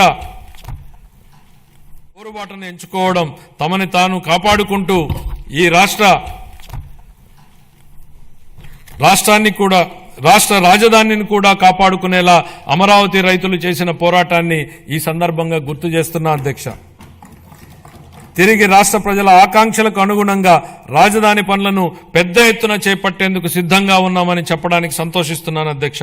రాజధాని అనేది ఓ ప్రాంతం కోసం కాదు, రాష్ట్ర అభివృద్ధి కోసం దోహదం చేసే గ్రోత్ ఇంజన్ గా అమరావతిని తీర్చిదిద్దాలనేదే మా ప్రభుత్వ లక్ష్యం. మహారాష్ట్ర అభివృద్ధికి ముంబై ఎంత కీలకమో, తెలంగాణ అభివృద్ధికి హైదరాబాద్ ఎంత ముఖ్యమో, మన రాష్ట్ర ఆర్థిక వ్యవస్థను ముందుకు తీసుకెళ్లడానికి అమరావతి నిర్మాణం కూడా అంతే అవసరం. గౌరవనీయ ప్రధానమంత్రి శ్రీ నరేంద్ర మోడీ గారి సహకారంతో ప్రపంచ స్థాయి మౌలిక సదుపాయాలు, పెట్టుబడులు మరియు ఉపాధి అవకాశాలను కల్పించడం ద్వారా అమరావతిని ముంబై మరియు హైదరాబాద్లతో సరితూగే ఆర్థిక శక్తిగా అభివృద్ధి చేయడానికి మా ప్రభుత్వం కృషి చేస్తోంది. అమరావతిని విధ్వంసం చేసేందుకు నాటి పాలకులు చెప్పిన మాటలను ఈ సందర్భంగా గుర్తు చేయాలనుకుంటున్న అధ్యక్ష. రాజధాని నిర్మాణం కోసం అంత డబ్బులు ఇవ్వలేం కాబట్టే 3 రాజధానులు ఏర్పాటు అన్నారు. ఇవాళ మేం రాజధాని పనుల నిర్మాణం కోసం బడ్జెట్ నుంచి ₹1 కూడా కేటాయించలేదు అధ్యక్ష. కానీ రాజధాని పనులు ప్రారంభం కాబోతున్నాయి. మా ముఖ్యమంత్రి గారు చెప్పిన విధంగా అమరావతి సెల్ఫ్ సస్టైనబుల్ ప్రాజెక్ట్ అని నిరూపితమైంది. తనకు తానే ఆర్థిక వనరులు సంపాదించుకునే ప్రాజెక్టు అమరావతి అని కళ్ల ముందు కనపడుతోంది. ప్రపంచ బ్యాంకు, ఆసియా అభివృద్ధి బ్యాంకు మరియు హడ్కో వంటి ఆర్థిక సంస్థల సహకారంతో కేంద్ర ప్రభుత్వం ద్వారా అమరావతి నిధులు సమకూర్చుకునే ఏర్పాటును మా ప్రభుత్వం ఏర్పాటు చేసింది. దీంతో బడ్జెట్ సహాయం లేకుండానే స్వీయ పెట్టుబడి వనరులు కలిగిన రాజధాని నగర ప్రాజెక్టుగా అమరావతి మారింది. మా ప్రభుత్వం మున్సిపాలిటీల పరిధిలో చెత్త సేకరణకు వేసిన చెత్త పన్నును రద్దు చేసింది. చెత్త పన్ను ప్రస్తావన వచ్చిన నేపథ్యంలో ఓ విషయాన్ని సభ దృష్టికి తీసుకురాదలిచాను అధ్యక్ష. మీరు ఆనాడు ప్రతిపక్షంలో ఓ మాట అన్నారు. చెత్త మీద వేసిన చెత్త పన్నును ప్రస్తావిస్తూ నాటి పాలకుల మీద మీరు చేసిన వ్యాఖ్యలు పెను ప్రకంపనలు సృష్టించాయి. అది అక్షరాల నిజమని ప్రజలు తమ జూన్ 24 తీర్పు ద్వారా స్పష్టం చేశారు అధ్యక్ష. గత పాలకులు రాష్ట్రానికి అప్పులనే కాదు, చెత్తను కూడా మనకు వారసత్వంగా వదిలేసి వెళ్లారు. రాష్ట్రంలో 83 లక్షల మెట్రిక్ టన్నుల చెత్తను ఎత్తకుండా వదిలి వెళ్లిపోయింది గత ప్రభుత్వం. కూటమి ప్రభుత్వం చెత్త పన్నుని రద్దు చేయడమే కాకుండా మళ్లీ స్వచ్ఛాంధ్ర దిశగా పనిచేస్తోంది అధ్యక్ష. పట్టణ పేదలకు రాయితీపై ఆహారాన్ని అందించే 204 అన్నా క్యాంటీన్లను ఇప్పటికే ప్రారంభించడం జరిగింది. 25-26 ఆర్థిక సంవత్సరానికి పురపాలక మరియు పట్టణాభివృద్ధి శాఖకు 13,862 వేల కోట్ల రూపాయలను కేటాయింపును ప్రతిపాదిస్తున్నాను అధ్యక్ష. గృహ నిర్మాణ పథకాల కింద 4,737 కోట్ల రూపాయలను గత ప్రభుత్వం చెల్లించకపోవడం వల్ల 4 లక్షల మంది లబ్ధిదారులు నష్టపోయారు. గృహ నిర్మాణానికి షెడ్యూల్డ్ కులాల వారికి అదనంగా 50,000 రూపాయలు మరియు షెడ్యూల్ తెగల వారికి అదనంగా 75,000 రూపాయలు ఆర్థిక సహాయం అందించాలని మా ప్రభుత్వం నిర్ణయించింది. మేనిఫెస్టోలో ఇచ్చిన హామీల మేరకు మా ప్రభుత్వం గత 7 నెలల్లో అసంపూర్తిగా ఉన్న 1,15,000 బలహీన వర్గాలకు చెందిన వారి ఇళ్లను పూర్తి చేయడం జరిగింది. ప్రస్తుతం కొనసాగుతున్న ప్రధానమంత్రి ఆవాస్ యోజన పథకాల కింద 26 మార్చి నాటికి 7 లక్షలకు పైగా ఇళ్లను పూర్తి చేయాలని మా ప్రభుత్వం ప్రతిపాదిస్తోంది. అలాగే జూన్ 25 నాటికి 2 లక్షల ఇళ్లను ఆంధ్రప్రదేశ్ టౌన్షిప్ మరియు ఇన్ఫ్రాస్ట్రక్చర్ కార్పొరేషన్ ఏపీ టిడ్కో ద్వారా అందించనున్నాం. 25-26 ఆర్థిక సంవత్సరానికి గాను గృహ నిర్మాణ శాఖకు 6,318 కోట్ల రూపాయల కేటాయింపును ప్రతిపాదిస్తున్నాను. జలవనరులు కరువు రహిత ఆంధ్రప్రదేశ్ దిశగా ఈ భూమిపై ఏదైనా అద్భుతం ఉందంటే అది నీరే అన్న లోరెన్ ఐస్లీ అమెరికన్ ఆంథ్రోపాలజిస్ట్ మాటలు గుర్తు చేసుకుంటున్నాం అధ్యక్ష. ఈ మాట నీటి ప్రాధాన్యతను వివరిస్తుంది అధ్యక్ష. సాగునీటి రంగాన్ని గత ప్రభుత్వం పూర్తిగా నిర్లక్ష్యం చేసింది. ఈ రంగాన్ని విధ్వంసం చేసింది. నీటి కోసం ఎదురు చూసే రాయలసీమ ఉత్తరాంధ్ర రైతులను నట్టేట ముంచింది. జీవనాడి లాంటి పోలవరం ప్రాజెక్టు మొదలుకుని పల్లెల్లో పిల్ల కాలువల నిర్వహణను కూడా సరిగ్గా పట్టించుకోకుండా వదిలేసింది. నిర్లక్ష్యం వల్ల గత ప్రభుత్వం హయాంలో కొట్టుకుపోయిన డ్యాంలని చూశాం. వాటి వైపు కన్నెత్తి చూడని పాలకుణ్ణి చూశాం. మరోవైపు తుంగభద్ర డ్యాంలో గేట్లు కొట్టుకుపోతే తెల్లారక ముందే పొరుగు రాష్ట్రానికి పరుగులు పెట్టించిన నేటి పాలకుణ్ణి చూస్తున్నాం. ఇది మాకున్నటువంటి చిత్తశుద్ధి. గరిష్ట స్థాయిలో 10,000 కోట్ల రూపాయలకు పైగా బిల్లుల బకాయిలు ఉండడంతో అన్ని సాగునీటి ప్రాజెక్టుల పురోగతి కుంటుపడింది.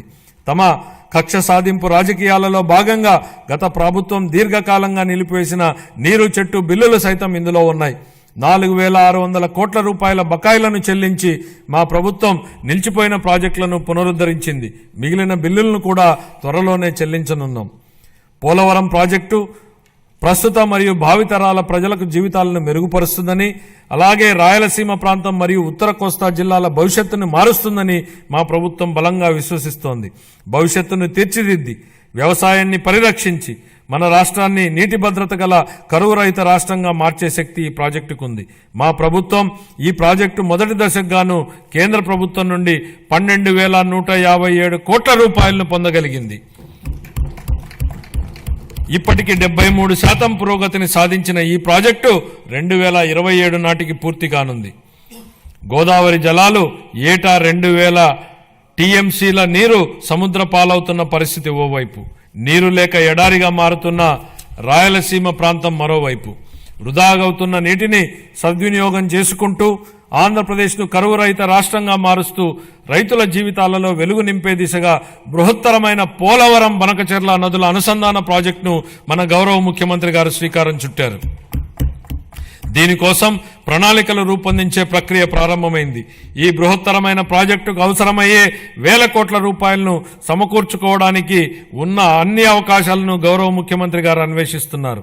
దీనిలో భాగంగా గోదావరి నది నుండి 2,000 టీఎంసీల వరద నీటిని మళ్లించడం ద్వారా ఈ ప్రాజెక్టు సాకారం కావాలని, చంద్రబాబు గారి కలలు నిజమవ్వాలని మనం అందరం కోరుకుందాం. పెండింగ్ బిల్లుల చెల్లింపుతో పాటు సుపరిపాలన అందించడం వలన పలు ప్రాజెక్టుల పురోగతి మళ్లీ పట్టాలెక్కింది. వీటిలో హంద్రీనీవా సుజల స్రవంతి ప్రాజెక్టు వెడల్పు చేసే పనులు ఇప్పటికే ప్రారంభమయ్యాయి. పూల సుబ్బయ్య వెలుగొండ ప్రాజెక్టు, చింతలపూడి ఎత్తిపోతల పథకం స్టేజ్ 2లోని బొడ్డేపల్లి రాజగోపాలరావు వంశధార ఫేజ్ 2 పనులు వివిధ దశల్లో ఉన్నాయి. 25-26 ఆర్థిక సంవత్సరానికి జలవనరుల శాఖకు 18,019 కోట్ల రూపాయల కేటాయింపును ప్రతిపాదిస్తున్నాను. పరిశ్రమలు మరియు వాణిజ్యం. గత ప్రభుత్వ ఉదాసీన వైఖరి మరియు అసంబద్ధ విధానాల వలన పరిశ్రమలు మూతపడడంతో ప్రజలు ఉద్యోగాలు కోల్పోయి అనేక కుటుంబాలు ఆర్థికంగా చితికిపోయాయి. రాష్ట్రం నుంచి అనేక పరిశ్రమలు తరిమివేయబడడంతో వ్యాపార వర్గాల్లో భయాందోళనలు నెలకొన్నాయి. స్కూళ్లలో డ్రాప్అవుట్స్ గురించి మనం వింటూ ఉంటాం అధ్యక్ష. కానీ గత ప్రభుత్వంలో స్కూళ్లలో విద్యార్థులు డ్రాప్అవుట్ సహజంగానే పెరిగాయి. ఇవే కాకుండా పరిశ్రమలు డ్రాప్అవుట్ అయ్యాయి. రాష్ట్రం నుంచి ఉద్యోగాలు డ్రాప్అవుట్ అయ్యాయి. పేదలకు ఉపాధి డ్రాప్అవుట్ అయింది. ఇన్ని రంగాలలో డ్రాప్అవుట్లు కావడానికి మూలకారమైన గత ప్రభుత్వ పాలకులు ఇప్పుడు ఓటమి భయంతో సభకు రాకుండా అసెంబ్లీ నుంచి కూడా డ్రాప్అవుట్ అయ్యారు. వాళ్ళు ప్రజా జీవితం నుంచి శాశ్వతంగా డ్రాప్ అయ్యే రోజులు అతి త్వరలోనే ఉన్నాయి అధ్యక్ష. అనేక పరిశ్రమలు, ఎంఎస్ఎంఈలు, ఎస్సీ మరియు ఎస్టీ వర్గాలకు చెందిన వ్యాపారవేత్తలకు ప్రోత్సాహాల కోసం ఇవ్వాల్సిన 11,000 కోట్ల రూపాయల పైగా బకాయిలను గత ప్రభుత్వం నిలిపేసింది.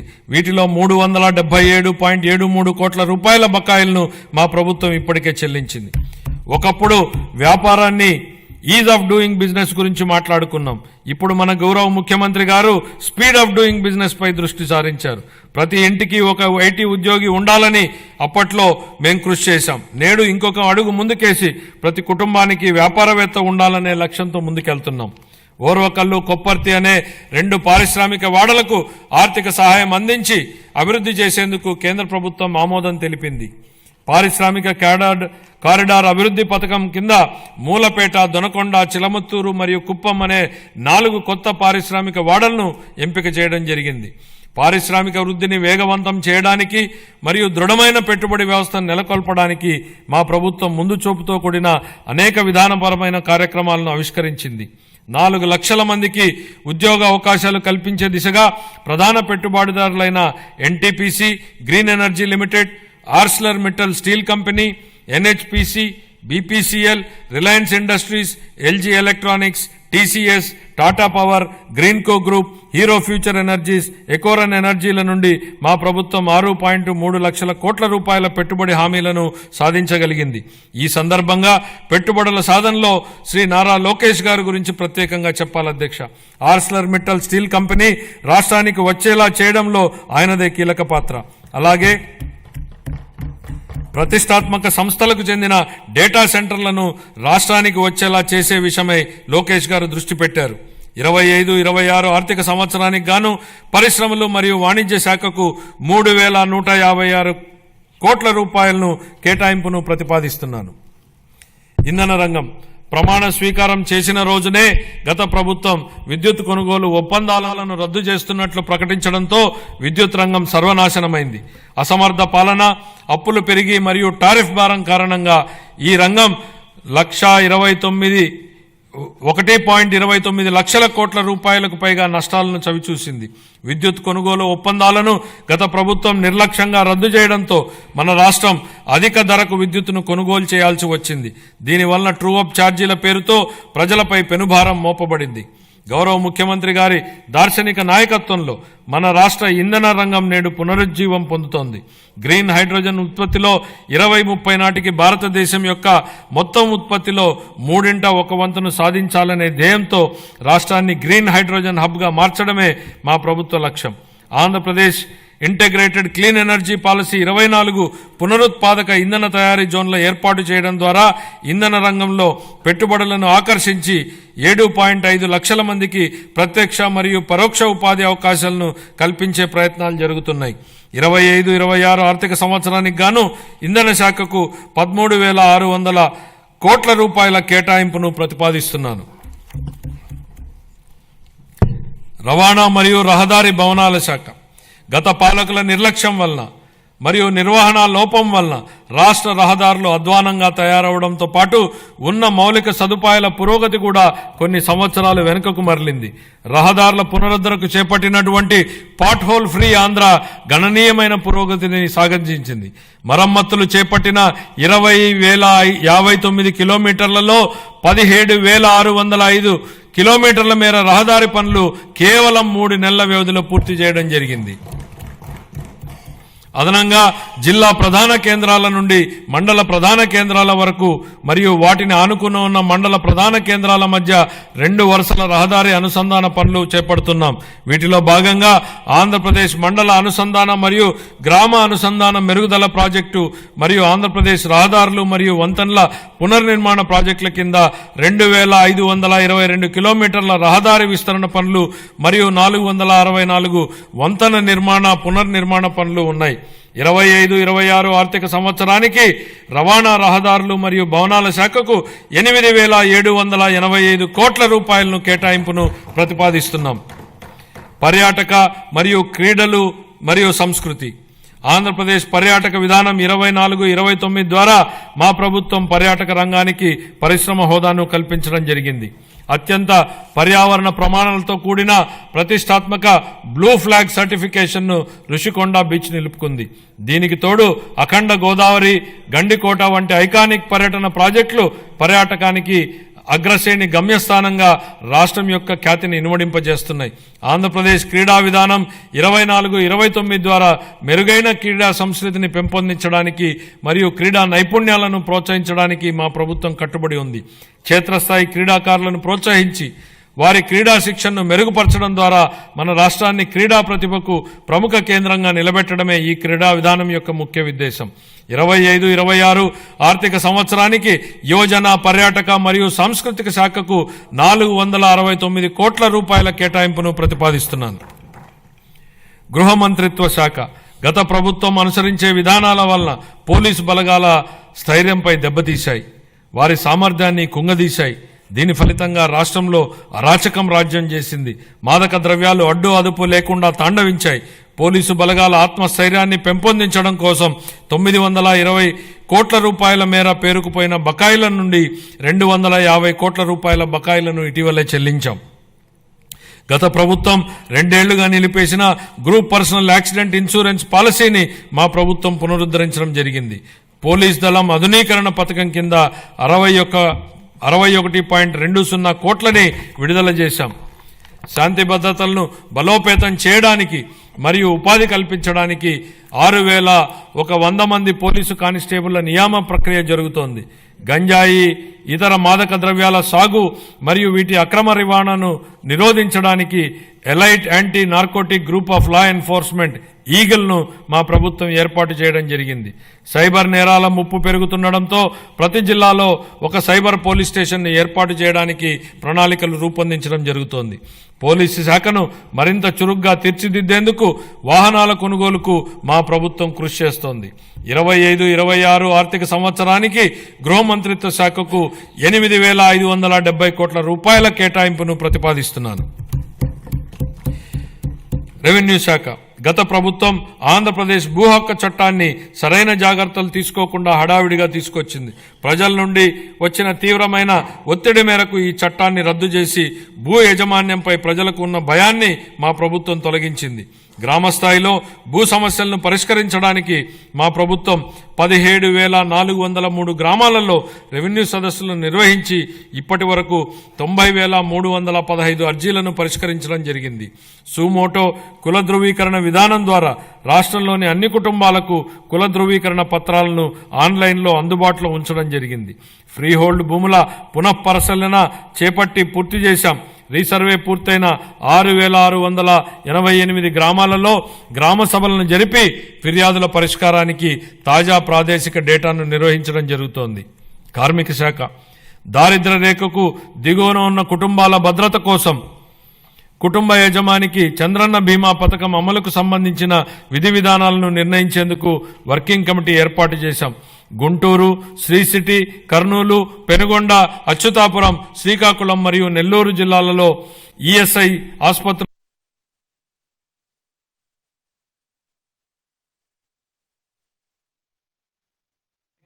ఆమోదించడం జరిగింది.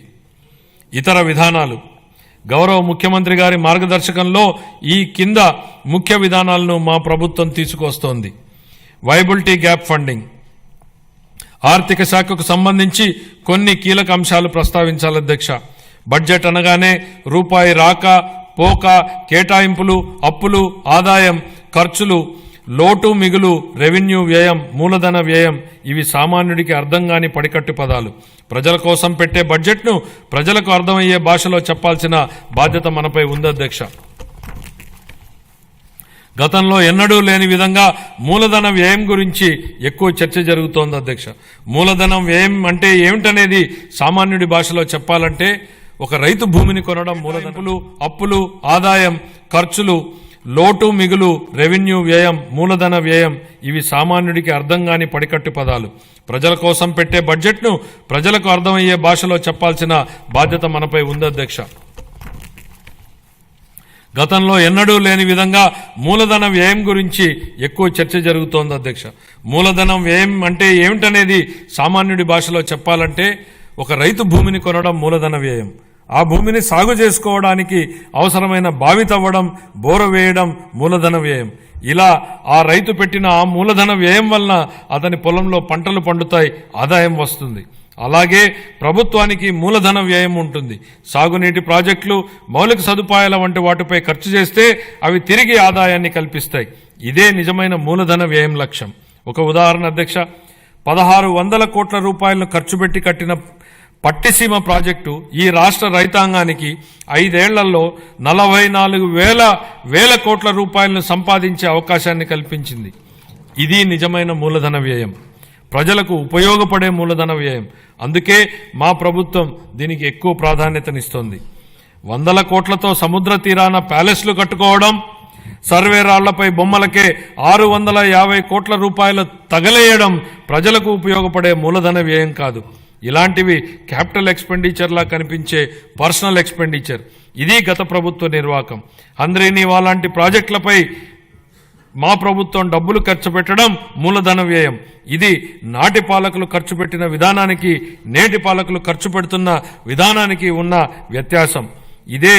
అదే రూపాయిని ఎవరు ఎలా ఖర్చు పెడుతున్నారనడానికి ఇదే ఉదాహరణ. తక్కువ ఆదాయ వనరులున్న ప్రస్తుత పరిస్థితుల్లో పెద్ద క్యాపిటల్ ఎక్స్పెండిచర్ ప్రాజెక్టులు చేపట్టడానికి వచ్చే ఇబ్బందులను అధిగమించడానికి ప్రణాళికలు రూపొందించాం.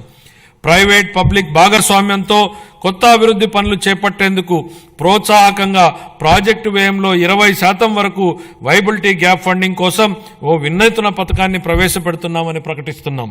దీనికోసం 2,000 కోట్ల రూపాయల కార్పస్ ఫండ్ను ప్రతిపాదిస్తున్నాం. Real time governance. గత ప్రభుత్వ హయాంలో పారదర్శక మరియు పాలనా సౌలభ్యం కొరబడ్డాయి. గూగుల్, టీసీఎస్, మెటా తదితర సంస్థలతో మా ప్రభుత్వం అవగాహన ఒప్పందాలు కుదుర్చుకుంది. ఆరోగ్య సంరక్షణతో పాటు వివిధ రంగాలలో కృత్రిమ మేధస్సు వినియోగాన్ని వేగవంతం చేయడానికి గూగుల్ సంస్థతో కుదుర్చుకున్న అవగాహన ఒప్పందం రాష్ట్రంలో స్టార్టప్ వ్యవస్థకు మద్దతునిస్తుంది. మెటాతో కుదుర్చుకున్న అవగాహన ఒప్పందం ద్వారా 159 సేవలతో వాట్సాప్ గవర్నెన్స్ ను ప్రారంభించడం జరిగింది. వాట్సాప్ గవర్నెన్స్ తో వీలైనన్ని ఎక్కువ పౌర సేవలను అనుసంధానం చేసేందుకు మా ప్రభుత్వం ప్రయత్నిస్తోంది. మరో ముఖ్యమైన విషయం అధ్యక్ష, తెలుగు భాషాభివృద్ధి. ఆంధ్ర భోజుడుగా ప్రస్తుతించబడినటువంటి శ్రీకృష్ణదేవరాయల వారి అమూల్యమైన పలుకుల్ని గుర్తు చేసుకుందాం. తెలుగుదేలయన్న దేశంబు తెలుగేను, తెలుగు వల్లభుండ తెలుగొకుండ, ఎల్ల నృపులు గొలవ ఎరుగవే బాసాడి, దేశ భాషలందు తెలుగు లెస్స. గౌరవనీయులైన ముఖ్యమంత్రి గారి మార్గదర్శకంలో వచ్చే ఆర్థిక సంవత్సరంలో వినూత్న ఆలోచనలతో మా ప్రభుత్వం ముందుకు అడుగేస్తోంది. శతాబ్దాల నాటి గొప్ప సాహితీ సాంప్రదాయాన్ని కలిగిన ప్రాచీన తెలుగు భాష ఒకటి. భారతీయ సంస్కృతి, సాహిత్యం మరియు కళలకు తమ రచనల ద్వారా పలువురు తెలుగు కవులు, రచయితలు మరియు పండితులు చేసిన సేవ ఎలాంటిది. మన రాష్ట్ర సంస్కృతి వారసత్వాన్ని కాపాడటంలో మరియు ప్రచారం చేయడంలో తెలుగు భాషకున్న ప్రాముఖ్యతను మా ప్రభుత్వం గుర్తించింది. తెలుగు భాష అభివృద్ధి మరియు ప్రచారం కోసం 10 కోట్ల రూపాయల కేటాయింపును ప్రతిపాదిస్తున్నాను. నవోదయం. అక్రమ మద్యం ఉత్పత్తిని నిర్మూలించడం కోసం 2016 సంవత్సరంలో అమలుపరచబడినటువంటి నవోదయం కార్యక్రమం విజయవంతమైంది. నేడు రాష్ట్రాన్ని అక్రమ మద్యం, మాదక ద్రవ్యాలు మరియు గంజాయి రహిత రాష్ట్రంగా మార్చాలనే ధ్యేయంతో మా ప్రభుత్వం నవోదయం 2.0 కార్యక్రమాన్ని ప్రారంభించింది. ఆల్కహాల్ డీ అడిక్షన్ కోసం పనిచేస్తున్న ప్రసిద్ధ సంస్థలతో కలిసి మా ప్రభుత్వం వ్యసనాల బారి నుండి ప్రజలను, ముఖ్యంగా యువతను రక్షించడానికి అవగాహన కార్యక్రమాలను విస్తృతంగా చేపట్టనుంది. ఈ కార్యక్రమానికి 10 కోట్ల రూపాయల కేటాయింపును ప్రతిపాదిస్తున్నాం. రతన్ టాటా ఇన్నోవేషన్ హబ్ను మా ప్రభుత్వం అమరావతిలో ఏర్పాటు చేయనుంది. దీని ద్వారా నూతన ఆవిష్కరణలను ప్రోత్సహించడం, పారిశ్రామిక వ్యవస్థలను ఏర్పాటు చేయడం మరియు స్టార్టప్లకు మార్గదర్శనం వహించడం జరుగుతుంది. ఈ హబ్ మరో 5 జోనల్ కేంద్రాలతో అనుసంధానించబడుతుంది. ప్రతి కేంద్రానికి ఒక ప్రముఖ వ్యాపార సమూహం మద్దతు లభించడం వల్ల అభివృద్ధి చెందుతున్న రంగాల్లో సాంకేతికత మరియు నైపుణ్యాభివృద్ధి సులభతరం కానున్నాయి. కాలుష్య రహిత ఆంధ్ర. దేశ రాజధాని ఢిల్లీలోని పరిస్థితిని చూస్తే కాలుష్య ప్రమాదం స్పష్టంగా కనపడుతుంది. మన రాష్ట్రం కాలుష్యం బారిన పడకుండా మా ప్రభుత్వం చర్యలు తీసుకుంటోంది. హరిత శక్తిని ప్రోత్సహించి మరియు రాష్ట్రంలో పచ్చదనాన్ని 50% పెంచడానికి ద్వారా మా ప్రభుత్వం కృషి చేస్తోంది. ఈ చర్యలతో మన ప్రభుత్వం నెట్ జీరో ఎకానమీగా మార్పు చెందడానికి మా ప్రభుత్వం కృషి చేస్తోంది. 23-24 ఖాతాలు. ఆంధ్రప్రదేశ్ అకౌంటెంట్ జనరల్ వారు ఖరారు చేసిన ఆర్థిక లెక్కల ప్రకారం 23-24 ఆర్థిక సంవత్సరానికి గాను రెవెన్యూ లోటు 38,682 కోట్ల రూపాయలు మరియు ద్రవ్యలోటు 62,719 కోట్ల రూపాయలుగా చెప్పడం జరిగింది. రాష్ట్ర స్థూల దేశీయ ఉత్పత్తిలో రెవెన్యూ లోటు మరియు ద్రవ్యలోటు వరుసగా 2.7% గాను 4.41% గాను ఉన్నాయి. 24-25కు సవరించిన అంచనాల ప్రకారం 24-25 ఆర్థిక సంవత్సరానికి రెవెన్యూ వ్యయం 2,24,342 కోట్ల రూపాయలు కాగా మూలధన వ్యయం 24,072 కోట్ల రూపాయలు. 24-25 ఆర్థిక సంవత్సరంలో రెవెన్యూ లోటు దాదాపు 48,311 కోట్లు కాగా ఇదే కాలానికి ద్రవ్యలోటు దాదాపు 73,362 కోట్ల రూపాయలు. ఇవి రాష్ట్ర స్థూల దేశీయ ఉత్పత్తిలో వరుసగా 3.1% గాను మరియు 4.57% గాను ఉన్నాయి. 25-26 బడ్జెట్ అంచనాలు. 25-26 ఆర్థిక సంవత్సరానికి గాను నేను 3,22,359 కోట్ల రూపాయల వ్యయాన్ని ప్రతిపాదిస్తున్నాను. ఇందులో రెవెన్యూ వ్యయం అంచనా 2,51,162 కోట్ల రూపాయలు మరియు మూలధన వ్యయం అంచనా 40,635 కోట్ల రూపాయలు. ఇదే కాలానికి రెవెన్యూ లోటు 33,185 కోట్ల రూపాయలు మరియు ద్రవ్యలోటు 79,926 కోట్ల రూపాయలుగా ప్రతిపాదిస్తున్నాను. రాష్ట్ర స్థూల దేశీయ ఉత్పత్తిలో రెవెన్యూ లోటు 1.82% గాను ద్రవ్యలోటు 4.3% గాను ఉండవచ్చు. ముగింపు. గౌరవనీయ ముఖ్యమంత్రి శ్రీ నారా చంద్రబాబు నాయుడు గారి నాయకత్వంలో మన రాష్ట్రం ఆరోగ్యవంతమైన, సుసంపన్నమైన మరియు సంతోషకరమైన సమాజ నిర్మాణ దిశగా నూతన శకానికి నాంది పలుకుతోంది. హెల్తీ, వెల్తీ, హ్యాపీ స్టేట్ మా లక్ష్యం. స్వర్ణాంధ్ర 2047 ఎంతో ఆశావహం. ఇది కష్టతరమైనప్పటికీ సాధ్యమే. గత ఏడాది నుండి మన రాష్ట్రంలో జరుగుతున్న ప్రగతిశీల పరివర్తన మనమందరం ఆశావహ దృక్పథంతో, ఆత్మవిశ్వాసంతో గర్వంగా ముందుకు సాగడానికి కావలసిన ప్రోత్సాహం ఇస్తుంది. 1944లో సుభాష్ చంద్రబోస్ గారు భారత జాతీయ సైన్య సభ్యులతో ఇలా అన్నారు: నాకు రక్తాన్ని ఇవ్వండి, నేను మీకు స్వాతంత్రాన్ని ఇస్తాను. దేశ స్వాతంత్ర సాధనకు ఈ పిలుపు స్ఫూర్తినిచ్చింది. గొప్ప నాయకులు క్లిష్ట సమయాలలో తమ ప్రజలను ఉత్తేజపరిచి ప్రజల ఉజ్వల భవిష్యత్తు వైపుకు నడిపిస్తారు. ఈ సందర్భంగా మహాకవి శ్రీశ్రీ గారి మాటల్ని గుర్తు చేసుకుందాం. నేను సైతం ప్రపంచాగ్నికి సమిధనొక్కటి ఆహుతి ఇచ్చాను, నేను సైతం విశ్వవృష్టికి అశ్రు ఒక్కటి ధారపోశాను. ఈ స్ఫూర్తితో గౌరవ ముఖ్యమంత్రి శ్రీ నారా చంద్రబాబు నాయుడు గారి నాయకత్వంలో నేను, మీరు, మనమందరం మనవంతు తోడ్పాటు అందించి స్వర్ణాంధ్ర ప్రదేశ్ లక్ష్య సాధనను సాకారం చేసుకుందాం. ఈ మాటలతో ఇప్పుడు మన రాష్ట్ర బడ్జెట్ను గౌరవ సభ ఆమోదం కోసం ప్రతిపాదిస్తున్నాను.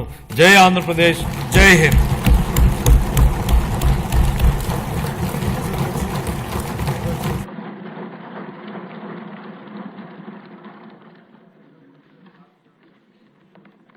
థ్యాంక్ యూ ఫైనాన్స్ మినిస్టర్ గారు. విత్ ఇన్ టైం లో చేశారు. అందరికీ మనవండి 2 minutes. ఈరోజు ఈ బడ్జెట్ గురించి మీరంతా విన్నారు. ఇక్కడ ఎక్కువ మంది కొత్త సభ్యులు ఉన్నారు కాబట్టి 2 సూచనలు ఏంటంటే, దీని మీద మీ అందరికీ పూర్తిగా అవగాహన రావాలి. ఈ కష్టకాలంలో నేను చాలా బడ్జెట్లు చూసాం, చాలా మంది సీనియర్ నాయకులు ఉన్నారు, చాలా బడ్జెట్లు చూసాం. ఈ కష్టకాలంలో చంద్రబాబు నాయుడు గారు, పవన్ కళ్యాణ్ గారు ఇద్దరు కలిసి నాయకత్వంలో ఒక మంచి బడ్జెట్ని ప్రవేశపెట్టారు. ఎందుకంటే కష్టకాలంలో మిగతా రోజులు వేరు, నష్టపోయిన రాష్ట్రంలో ఈ బడ్జెట్ గురించి ప్రతి ఒక్కరికి కూడా పూర్తి అవగాహన కావాలి. ఇక 2 రోజులు టైం ఉంది మనకి. రేపు ఎల్లుండి కూడా సెలవు ఇస్తున్నాం. మళ్ళీ మండే వస్తాం మనం. 3 days దీని మీద డిస్కషన్ ఉంటుంది. మీరు ఏదో మాట్లాడడం కోసం కాదు, మీకు అవగాహనతో, పూర్తి అవగాహనతో ఈ సబ్జెక్ట్ మీద మీరు ఇక డిస్కస్ చేయాలి. దానికోసం మీరు ప్రయత్నం చేయండి. మనందరం కలిసి నష్టపోయిన రాష్ట్రాన్ని కాపాడడం కోసం ముఖ్యమంత్రి గారికి, ఉప ముఖ్యమంత్రి గారికి మన అందరం కూడా అండగా ఉండి ఈ రాష్ట్రాన్ని కాపాడుకోవాల్సిన బాధ్యత మనందరి మీద ఉందని మాత్రం మర్చిపోవద్దు. బాగా చదవండి. అందరికీ అవకాశం ఉంది. 3 రోజులు టైం ఇస్తున్నాం బడ్జెట్ మీద మాట్లాడడానికి. మీకు మాట్లాడే అవకాశం ఇవ్వండి. గంటల కొద్ది ఉపన్యాసం కాదు, తక్కువ టైంలో ఎక్కువ అర్థం వచ్చేలా మాట్లాడండి. అందరికీ అవకాశం వస్తుంది కాబట్టి అది మనం చేయాలని. తర్వాత మీకు ఈ బడ్జెట్ తాలూకు పత్రాలన్నీ కూడా పెన్ డ్రైవ్లో కూడా ఏర్పాటు చేస్తాం. మీకు సప్లై చేసి ఉంటారు. పెన్ డ్రైవ్ కూడా ఉన్నాం. రెండవది ఏంటంటే సభ్యులందరికీ వాట్సాప్ గ్రూపులు కూడా ఏర్పాటు చేసి ఉన్నాయి కాబట్టి దాంట్లో ఈ బడ్జెట్ వివరాలన్నీ కూడా వాట్సాప్ గ్రూప్లో పెట్టి ఏర్పాటు చేస్తున్నాం. ఇది ఈ 2 days హాలిడేస్లో క్షుణ్ణంగా చదివి, నేను కూడా చదవడం కాదు, అసెంబ్లీలో మాట్లాడడం కాదు, అసెంబ్లీ అయిన తర్వాత బయట కూడా మీ కాన్స్టిట్యున్సీల్లో సరళమైన భాష ప్రజలకు అర్థమయ్యే విధంగా ఈ బడ్జెట్ గురించి మీకు చెప్పవలసిన బాధ్యత మనందరి మీద ఉందని చెప్పి కూడా ఈ సందర్భంలో మీకు మనం చేస్తున్నానండి. ఇప్పుడు గౌరవ వ్యవసాయ శాఖ మంత్రులు 2025-2026 సంవత్సరపు వ్యవసాయ బడ్జెట్ను ప్రవేశపెడతారు.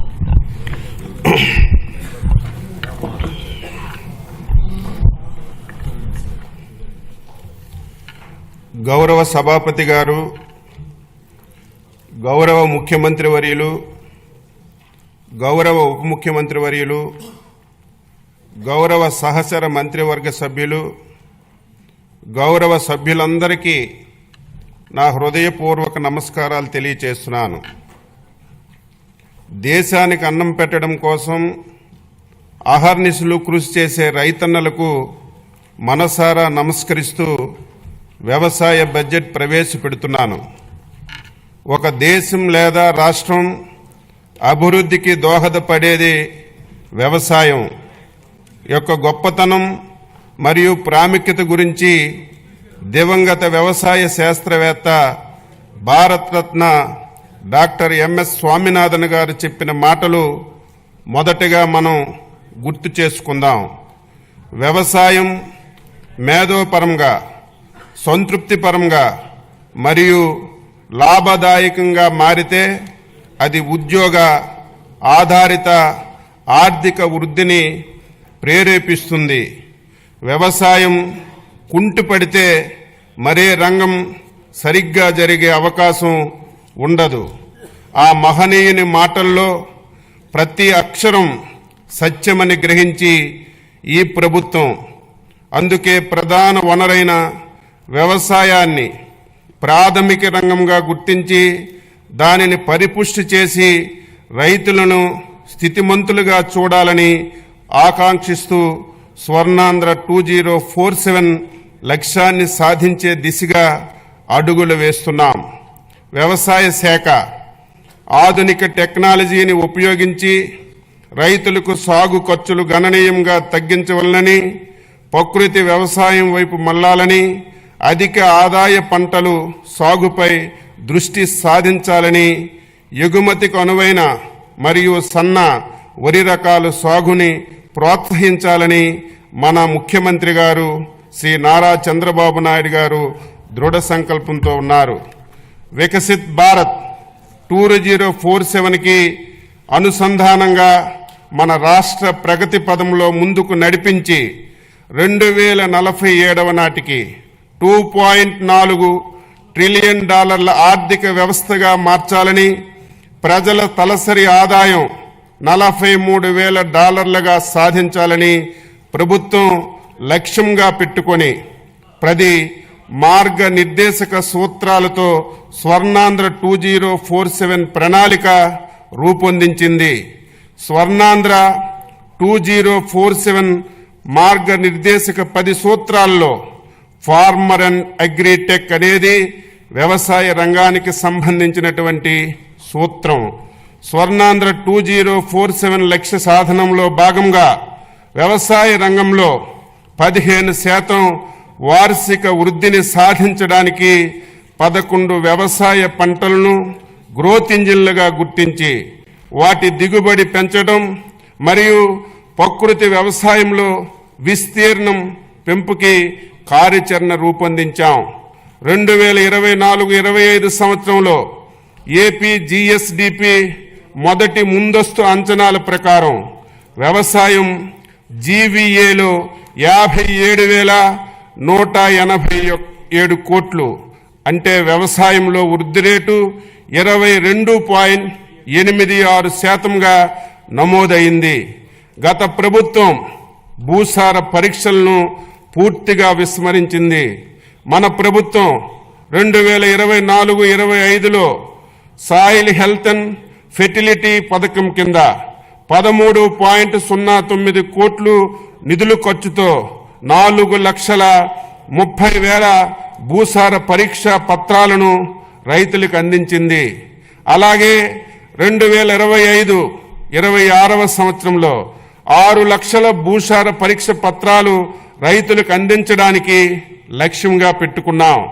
2014 నుండి 2019 వరకు అప్పటి మన ప్రభుత్వం రైతులు వారి పొలంలోని భూసారాన్ని సరిచేసుకుని మంచి దిగుబడి సాధించడానికి 3 లక్షల మెట్రిక్ టన్నులు జింకు, జిప్సం, బోరాన్ వంటి సూక్ష్మ పోషకాలను రాయితీలతో రైతులకు అందించాం. 2019 నుంచి 2024 వరకు గత ప్రభుత్వం సూక్ష్మ పోషకాల సరఫరా పూర్తిగా నిలిపివేసింది. తిరిగి మన ప్రభుత్వం 2025-26వ సంవత్సరంలో 5.98 లక్షల హెక్టార్ల విస్తీర్ణంలో రైతులకి రాయితీపై సూక్ష్మ పోషకాలు పంపిణీ చేయడానికి నిర్ణయించాం. ప్రస్తుతం భూసారాన్ని తెలుసుకోవడానికి వాడుతున్నటువంటి సాంప్రదాయక వెట్ కెమిస్ట్రీ స్థానంలో డైకెమిస్ట్రీ పద్ధతిని వినియోగంలోకి తీసుకురావడానికి చర్యలు తీసుకుంటున్నాం. 2024-25వ సంవత్సరంలో 7.88 లక్షల క్వింటాల విత్తనాలను 268.32 కోట్ల రాయితీతో రైతు సేవా కేంద్రాల్లో పంపిణీ చేశాం. గత ప్రభుత్వం చెల్లించకుండా బకాయిలు పెట్టినటువంటి 120 కోట్లు విత్తన రాయితీని ఈ ప్రభుత్వం చెల్లించింది. ఇంకను 100 కోట్లు చెల్లించబోతున్నాం. 2025-26వ సంవత్సరానికి రాయితీ విత్తనం పథకానికి 240 కోట్లు బడ్జెట్లో ప్రతిపాదిస్తున్నాం. 2024-25లో 35.87 లక్షల మెట్రిక్ టన్నుల ఎరువులను సహకార సంస్థలు, రైతు సేవా కేంద్రాలు, ప్రైవేటు వర్కర్ల ద్వారా సరఫరా చేశాం. అలాగే 2025-26వ సంవత్సరంలో రాష్ట్రానికి అవసరమైనటువంటి 41.38 లక్షల మెట్రిక్ టన్నుల ఎరువులు సరఫరాకు చర్యలు తీసుకుంటున్నాం. 2025-26లో ఎరువుల కొరతను నివారించడానికి ఏపీ మార్క్ఫెడ్ ద్వారా 2 లక్షల మెట్రిక్ టన్నుల ఎరువులు బఫర్ స్టాకుల నిర్వహణకి 40 కోట్లు బడ్జెట్లో ప్రతిపాదిస్తున్నాం. అన్నదాతకు అండగా నిలబడి వ్యవసాయాన్ని లాభసాటిగా మార్చేందుకు తలపెట్టిన బృహత్తర కార్యక్రమమే పొలం పిలుస్తుంది. ఈ కార్యక్రమం ద్వారా ప్రస్తుతం వ్యవసాయ రంగంలో వస్తున్నటువంటి ఆధునిక సాంకేతిక పరిజ్ఞానంతో వ్యవసాయంలో డ్రోన్లు వినియోగం, యాప్ ద్వారా పంటలపై చీడపీడలను గుర్తించి తగు చర్యలు తీసుకోవడం, ప్రకృతి వ్యవసాయ విధానాలపై అవగాహన కల్పించడంతో పాటు వ్యవసాయం అనుబంధ శాఖల క్షేత్ర సమస్యలు తక్షణ పరిష్కారం సూచిస్తున్నాం. ఆంధ్రప్రదేశ్ ప్రజా భాగస్వామ్య ప్రకృతి వ్యవసాయం ద్వారా ఇప్పటికే 10.6 లక్షల కుటుంబాలు 5 లక్షల హెక్టార్లలో ప్రకృతి వ్యవసాయాన్ని పాటిస్తున్నాయి. పీజీఎస్ ఇండియా ఆర్గానిక్ సర్టిఫికేషన్ ద్వారా 4.76 లక్షల హెక్టారుల్లో 10.38 లక్షల మంది రైతుల్ని ధృవీకరణ చేస్తున్నాం. కొత్తగా ప్రారంభించినటువంటి national mission in natural farming పథకం పరిధిలోకి 3,000 కొత్త గ్రామ పంచాయతీల్లోని 2,570 క్లస్టర్లను ప్రకృతి వ్యవసాయ పరిధిలోకి తీసుకురానున్నాం. 2025-26లో 7,116 గ్రామ పంచాయతీల్లో PMDS 365 రోజులు గ్రీన్ కవరు ఏడాది పొడవునా ఆదాయాన్ని అందించే ఏ గ్రేడ్ ATM మోడల్స్ ను మొదలగు రసాయనిక రహిత ప్రకృతి వ్యవసాయాన్ని చేయిస్తున్నాం. సర్టిఫికేషన్ మరియు ట్రేసబిలిటీ అమలు చేయడానికి చర్యలు తీసుకుంటున్నాం. 2025-26 సంవత్సరంలో 15 లక్షల కుటుంబాలతో 6.5 లక్షల హెక్టారుల్లో ప్రకృతి వ్యవసాయం చేయించడానికి 61.78 కోట్లు ప్రతిపాదిస్తున్నాం. ప్రతి రంగంలో స్మార్ట్ వర్క్ ఆవశ్యకముంది. అలాగే వ్యవసాయం రైతు భారం కాకుండా లాభసాటి కావడానికి వ్యవసాయ యాంత్రీకరణ అవసరం. రైతుల కోరిక మేరకు 2024-25 సంవత్సరంలో 50% రాయితీపై 70 కోట్లు 80,000 రాయితీ నిధులతో చిన్న సన్నకారు రైతులకు వ్యవసాయ యంత్రాలు పరికరాలు అందిస్తున్నాం. 2025-26 సంవత్సరంలో కూడా ఈ కార్యక్రమం కొనసాగించడానికి 139.65 కోట్లు ప్రతిపాదిస్తున్నాం. 2024-25లో 70 కోట్ల నిధులతో 80% రాయితీపై 875 కిసాన్ డ్రోన్ వ్యవసాయ యాంత్రీకరణ కేంద్రాలు ఏర్పాటు చేస్తున్నాం. 2025-26లో 1000 డ్రోన్లతో కూడిన వ్యవసాయ యాంత్రీకరణ కేంద్రాలను ఏర్పాటుకు 80 కోట్ల రాయితీతో నిధులు ప్రణాళికలో రూపొందిస్తున్నాం. 2025-26 బడ్జెట్లో వ్యవసాయ యాంత్రీకరణకి 219.65 కోట్లు ప్రతిపాదిస్తున్నాం. రైతులకు సాంకేతికంగా మేలైన యాజమాన్య పద్ధతులను చేపట్టడానికి స్మార్ట్ అగ్రికల్చరల్ మరియు ప్రెసిషన్ అగ్రికల్చర్ విధానాలు తీసుకురావడానికి రాష్ట్ర ప్రభుత్వం తగు చర్యలు తీసుకుంటుంది. ఫార్మర్ రిజిస్ట్రీ ద్వారా రాష్ట్రంలో భూమి కలిగి ఉన్న ప్రతి రైతుకి ప్రత్యేక గుర్తింపు సంఖ్యనిస్తున్నాం. ఈ గుర్తింపు సంఖ్య ఆధారంగా ప్రభుత్వ పథకాలను రైతులకు సులభతరంగా అందించడానికి వీలు కలుగుతుంది. పంట సాగు చేసి ప్రతి వాస్తవ సాగుదారుని వివరాలు ఈ పంటలో నమోదు చేయడం వల్ల అసలైనటువంటి రైతులకు పంటల బీమా, వడ్డీ లేని రుణాలు, మద్దతు ధర, ఇన్పుట్ సబ్సిడీ మొదలగు సంక్షేమ పథకాలు అందిస్తున్నాం. APSS యాప్ ద్వారా రైతులు పొలాల్లో గమనించి పురుగులు, తెగుళ్లు, ఉధృతి, పోషకాహార లోపాలను అంచనా వేసి తగు నివారణ చర్యలను రైతులకు తెలియచేస్తున్నాం. అర్హులైన కౌలు రైతులను గుర్తించి వారి కౌలు హక్కు కార్డులను జారీ చేసి సులభతరంగా పంట రుణాలు, ప్రభుత్వ సంక్షేమ పథకాల లబ్ధి అందించేందుకు కొత్త కౌలు చట్టం తీసుకురావడానికి చర్యలు తీసుకుంటున్నాం. వడ్డీ లేని రుణాల పథకం కింద రబీ 2023-24లో ఖరీఫ్ 2024 కాలాలు పంట రుణాలపై వడ్డీ రాయితీ కోసం 2025-26లో 250 కోట్లు ప్రతిపాదిస్తున్నాం. సూపర్ 6లో భాగంగా అన్నదాత సుఖీభవ PM కిసాన్ పథకంలో రైతులకు రాష్ట్ర ప్రభుత్వ సాయం 14,000, కేంద్ర ప్రభుత్వ సాయం 6,000తో కలిసి సంవత్సరానికి 20,000 చొప్పున సాగు చేసే భూ యజమానులకు అందించడం జరుగుతుంది. అంతేకాక భూము లేని కౌలు రైతులకు మొత్తం 20,000 ఆర్థిక సహాయం పూర్తిగా రాష్ట్ర ప్రభుత్వ నిధుల నుంచి ఇవ్వడం జరుగుతుంది.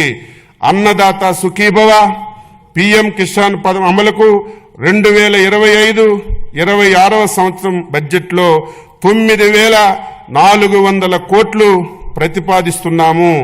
ఖరీఫ్ 2024లో ఈ పంట డేటా ఆధారంగా పంటల బీమా అమలు చేయగా 2024-25 రబీ పంట కాలం నుంచి స్వచ్ఛంద నమోదు విధానాన్ని పునరుద్ధరించి తక్కువ ప్రీమియంతో రైతులు బీమాలో చేరే అవకాశం కల్పించాం. ఖరీఫ్ 2024లో 22 పంటలు, రబీ 24-25లో 15 పంటలు నోటిఫై చేయబడ్డాయి. 2024-25లో రబీ నుంచి మామిడి పంటను వాతావరణ ఆధార పంటగా చేర్చాం. ఈ పథకం అమలు కోసం 2025-26 సంవత్సరంలో 1,027 కోట్లు బడ్జెట్లో ప్రతిపాదిస్తున్నాం. 2024 ఆగస్టు సెప్టెంబర్ నెలలో సంభవించినటువంటి భారీ వర్షాలు, వరదల వల్ల జరిగిన వ్యవసాయ పంట నష్టాలను ఈ పంట వెబ్ పోర్టల్ ద్వారా రియల్ టైం డేటా ఆధారంగా అంచనా వేయడం జరిగింది. తద్వారా వాస్తవ సాగుదారులకు మరియు అధిక సంఖ్యలో కౌలు రైతులకు నష్టపరిహారాన్ని అందించాం. అంతేకాకుండా పంట నష్టపోయిన రైతులను ఆదుకోవడానికి హెక్టారుకు పంట నష్టపరిహారాన్ని పెంచడం జరిగింది. ఈ మేరకు పెంచిన సాయంతో 1,85,000 మంది రైతులకు 20 రోజుల్లోనే 284.56 కోట్లు ఇన్పుట్ సబ్సిడీని నేరుగా రైతుల ఖాతాల్లో బదిలీ చేశాం. రైతు సంక్షేమానికి, రాష్ట్ర ఆర్థిక ప్రగతికి కీలకంగా నిలుస్తున్నటువంటి వ్యవసాయ శాఖకు 2025-26 సంవత్సరం వార్షిక బడ్జెట్లో మొత్తం 12,401.58 కోట్లు ప్రతిపాదిస్తున్నాం. ఉద్యాన శాఖ, ఉద్యాన రంగంలో పెట్టుబడులు పెట్టడం అంటే రాష్ట్ర భవిష్యత్తుకి పెట్టుబడి పెట్టడమే అన్న గౌరవ ముఖ్యమంత్రి గారి ఆలోచనలకు అనుగుణంగా రైతుకు మెరుగైన ఆదాయం పొందడానికి ఉద్యాన పంటల ఉత్పత్తి, ఉత్పాదకత, నాణ్యతను పెంచే లక్ష్యంతో ఉద్యాన శాఖ ప్రాధాన్యత కలిగినదిగా ప్రభుత్వం గుర్తించింది. రాష్ట్రంలో ఉద్యాన పంటలు 45.57 లక్షల ఎకరాల్లో సాగుతో 365.92 లక్షల మెట్రిక్ టన్నులు ఉత్పత్తి నమోదైంది. దేశ పంటల ఉత్పత్తిలో రాష్ట్రం 16% వాటంతో ప్రథమ స్థానంలో నిలిచింది. ఆంధ్రప్రదేశ్ జిఎస్డిపిలో 2024-25 మొదటి అంచనాల ప్రకారం వ్యవసాయ రంగంలో జీవీఏ 5,19,485 కోట్లు కాగా అందులో ఉద్యాన శాఖ ద్వారా 1,52,950 కోట్లు మరి అందించింది.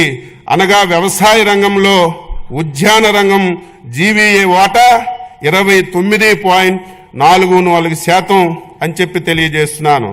దేశంలో అత్యుత్తమ 15 జిల్లాల్లో 6 జిల్లాలు ప్రకాశం, అనంతపురం, వైఎస్ఆర్, అన్నమయ్య, శ్రీ సత్యసాయి, కర్నూలు ఆంధ్రప్రదేశ్కి చెందినవి కావడం గర్తించదగ్గ విషయం. 2024-25 సంవత్సరంలో 2.12 లక్షల ఎకరాల్లో సూక్ష్మ సేద్యం అమలు చేసి 80,080 మంది రైతులకి లబ్ధి చేకూర్చడం జరిగింది.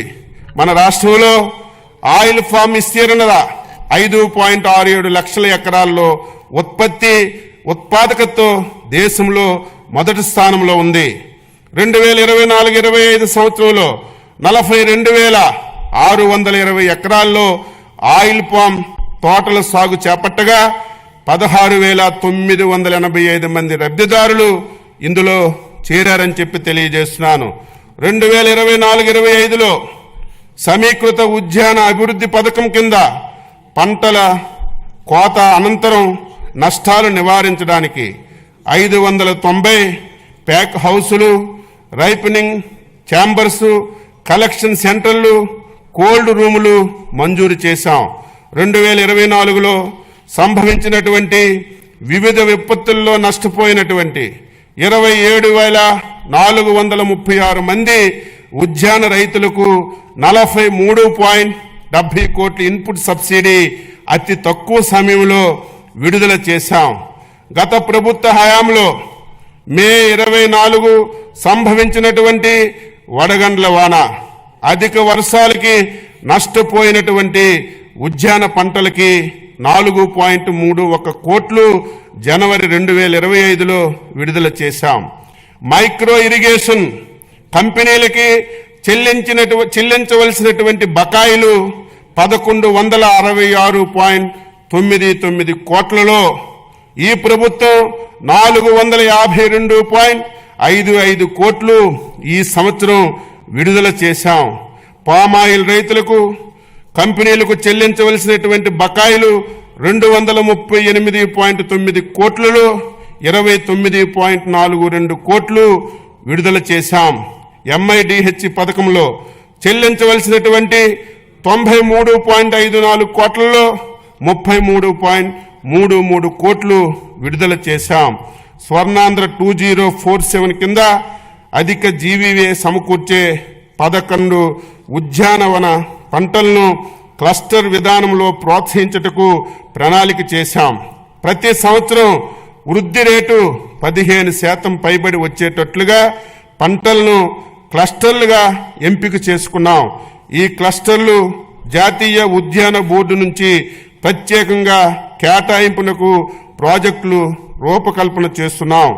అనంతపురం అరటి క్లస్టర్ అభివృద్ధి చేపట్టవలసిన కార్యక్రమాలకు సంబంధించి ఏజెన్సీల్ని ఎంపిక కొరకు ప్రతిపాదనలు కోరడమైంది. ఇదే తరహాలో మిగిలినటువంటి పంటలకు కూడా క్లస్టర్ ప్రతిపాదనలు తయారు చేసి కేంద్ర ప్రభుత్వానికి నివేదించడం జరుగుతుంది. ఇందులో భాగంగా చిత్తూరు, అన్నమయ్య, తిరుపతి జిల్లాల్లో మామిడి క్లస్టర్, శ్రీకాకుళం, SSR, మన్యం జిల్లా జీడి మామిడి క్లస్టర్ గాను, శ్రీకాకుళం, తూర్పుగోదావరి, కోనసీమ జిల్లాల్లో క్లబ్బర్ క్లస్టర్ గాను, ఏలూరు, తూర్పుగోదావరి జిల్లాలో పామాయిల్, కోకో క్లస్టర్లుగా, గుంటూరు, ప్రకాశం జిల్లాల్లో మిరప క్లస్టర్లుగా అభివృద్ధికి ప్రతిపాదనలు తయారు చేయడమైంది. అందులో ఆంధ్రప్రదేశ్ లోగోతో రిఫ్రిజిరేటెడ్ వ్యాగన్లు కలిగినటువంటి 8 రైళ్లు తాడిపత్రి నుంచి అరటి గెలను ముంబై పోర్టు ద్వారా మిడిల్ ఈస్ట్ దేశాలకి ఎగుమతి చేశాం. కుప్పం సెంటర్ ఆఫ్ ఎక్సలెన్సీ ద్వారా 3,36,500 కూరగాయ మొక్కలను ఉత్పత్తి చేసి రైతులకి అందుబాటులో ఉంచాం.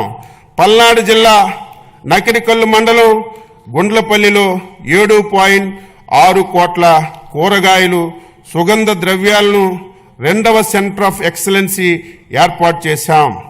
ఉద్యాన శాఖతో రాష్ట్ర ప్రభుత్వం మరియు DCCD సమన్వయంతో కోకో సమావేశాన్ని అక్టోబర్ 16, 2024లో విజయవాడలో నిర్వహించి భారతదేశంలో కోకో పంట అభివృద్ధికి సంబంధించి వ్యవహారాలపై చర్చించాం.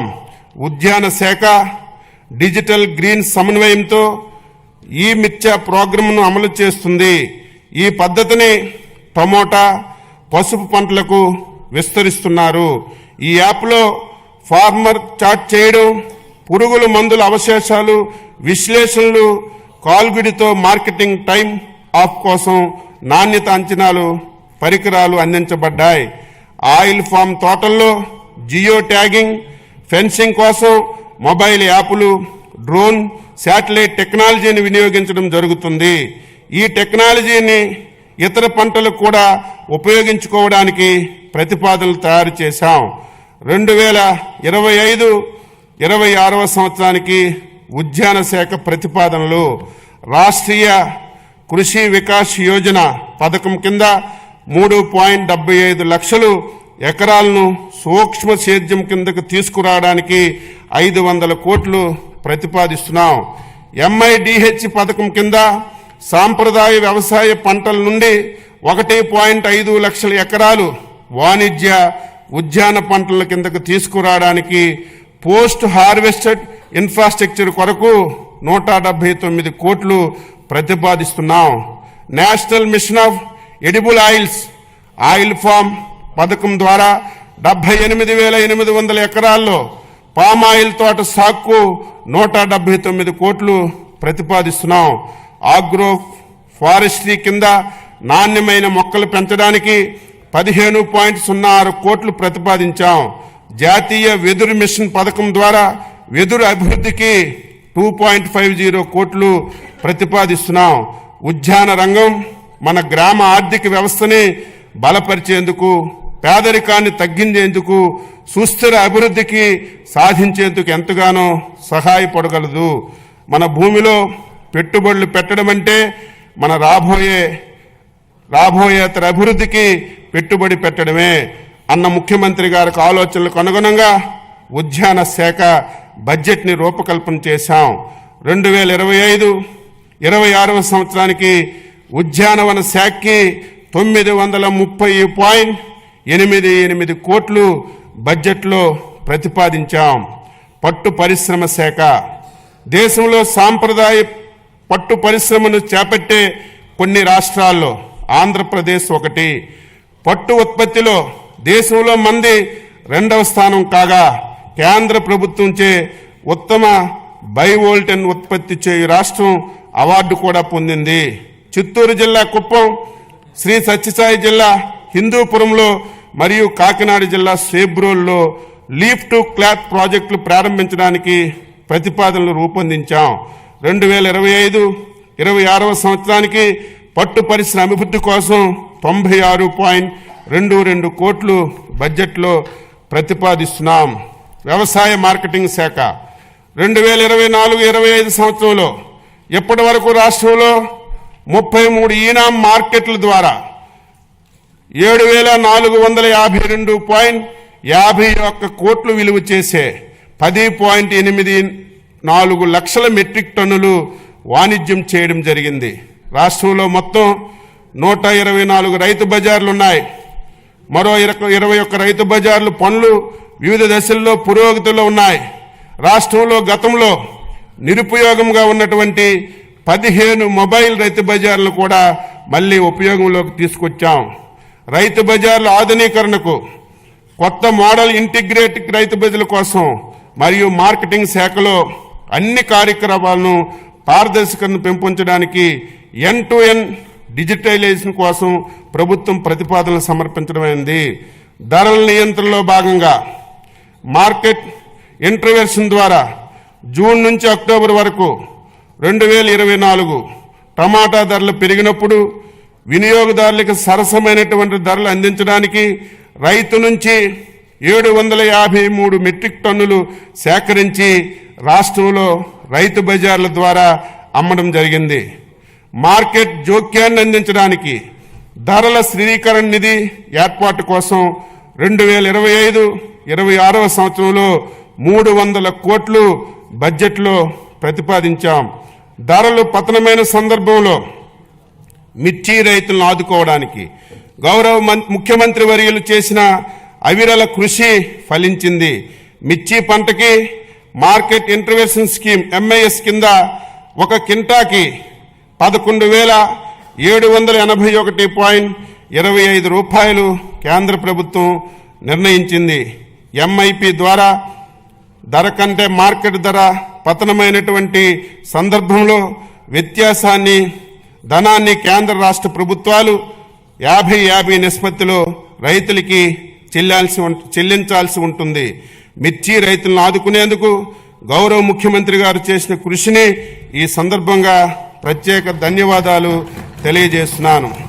ధాన్యం కొనుగోలులో సంబంధించి 1,674.47 కోట్లు గత ప్రభుత్వం బకాయిల్ని మా ప్రభుత్వం జూలై 24లో రైతులకి చెల్లించడం జరిగింది.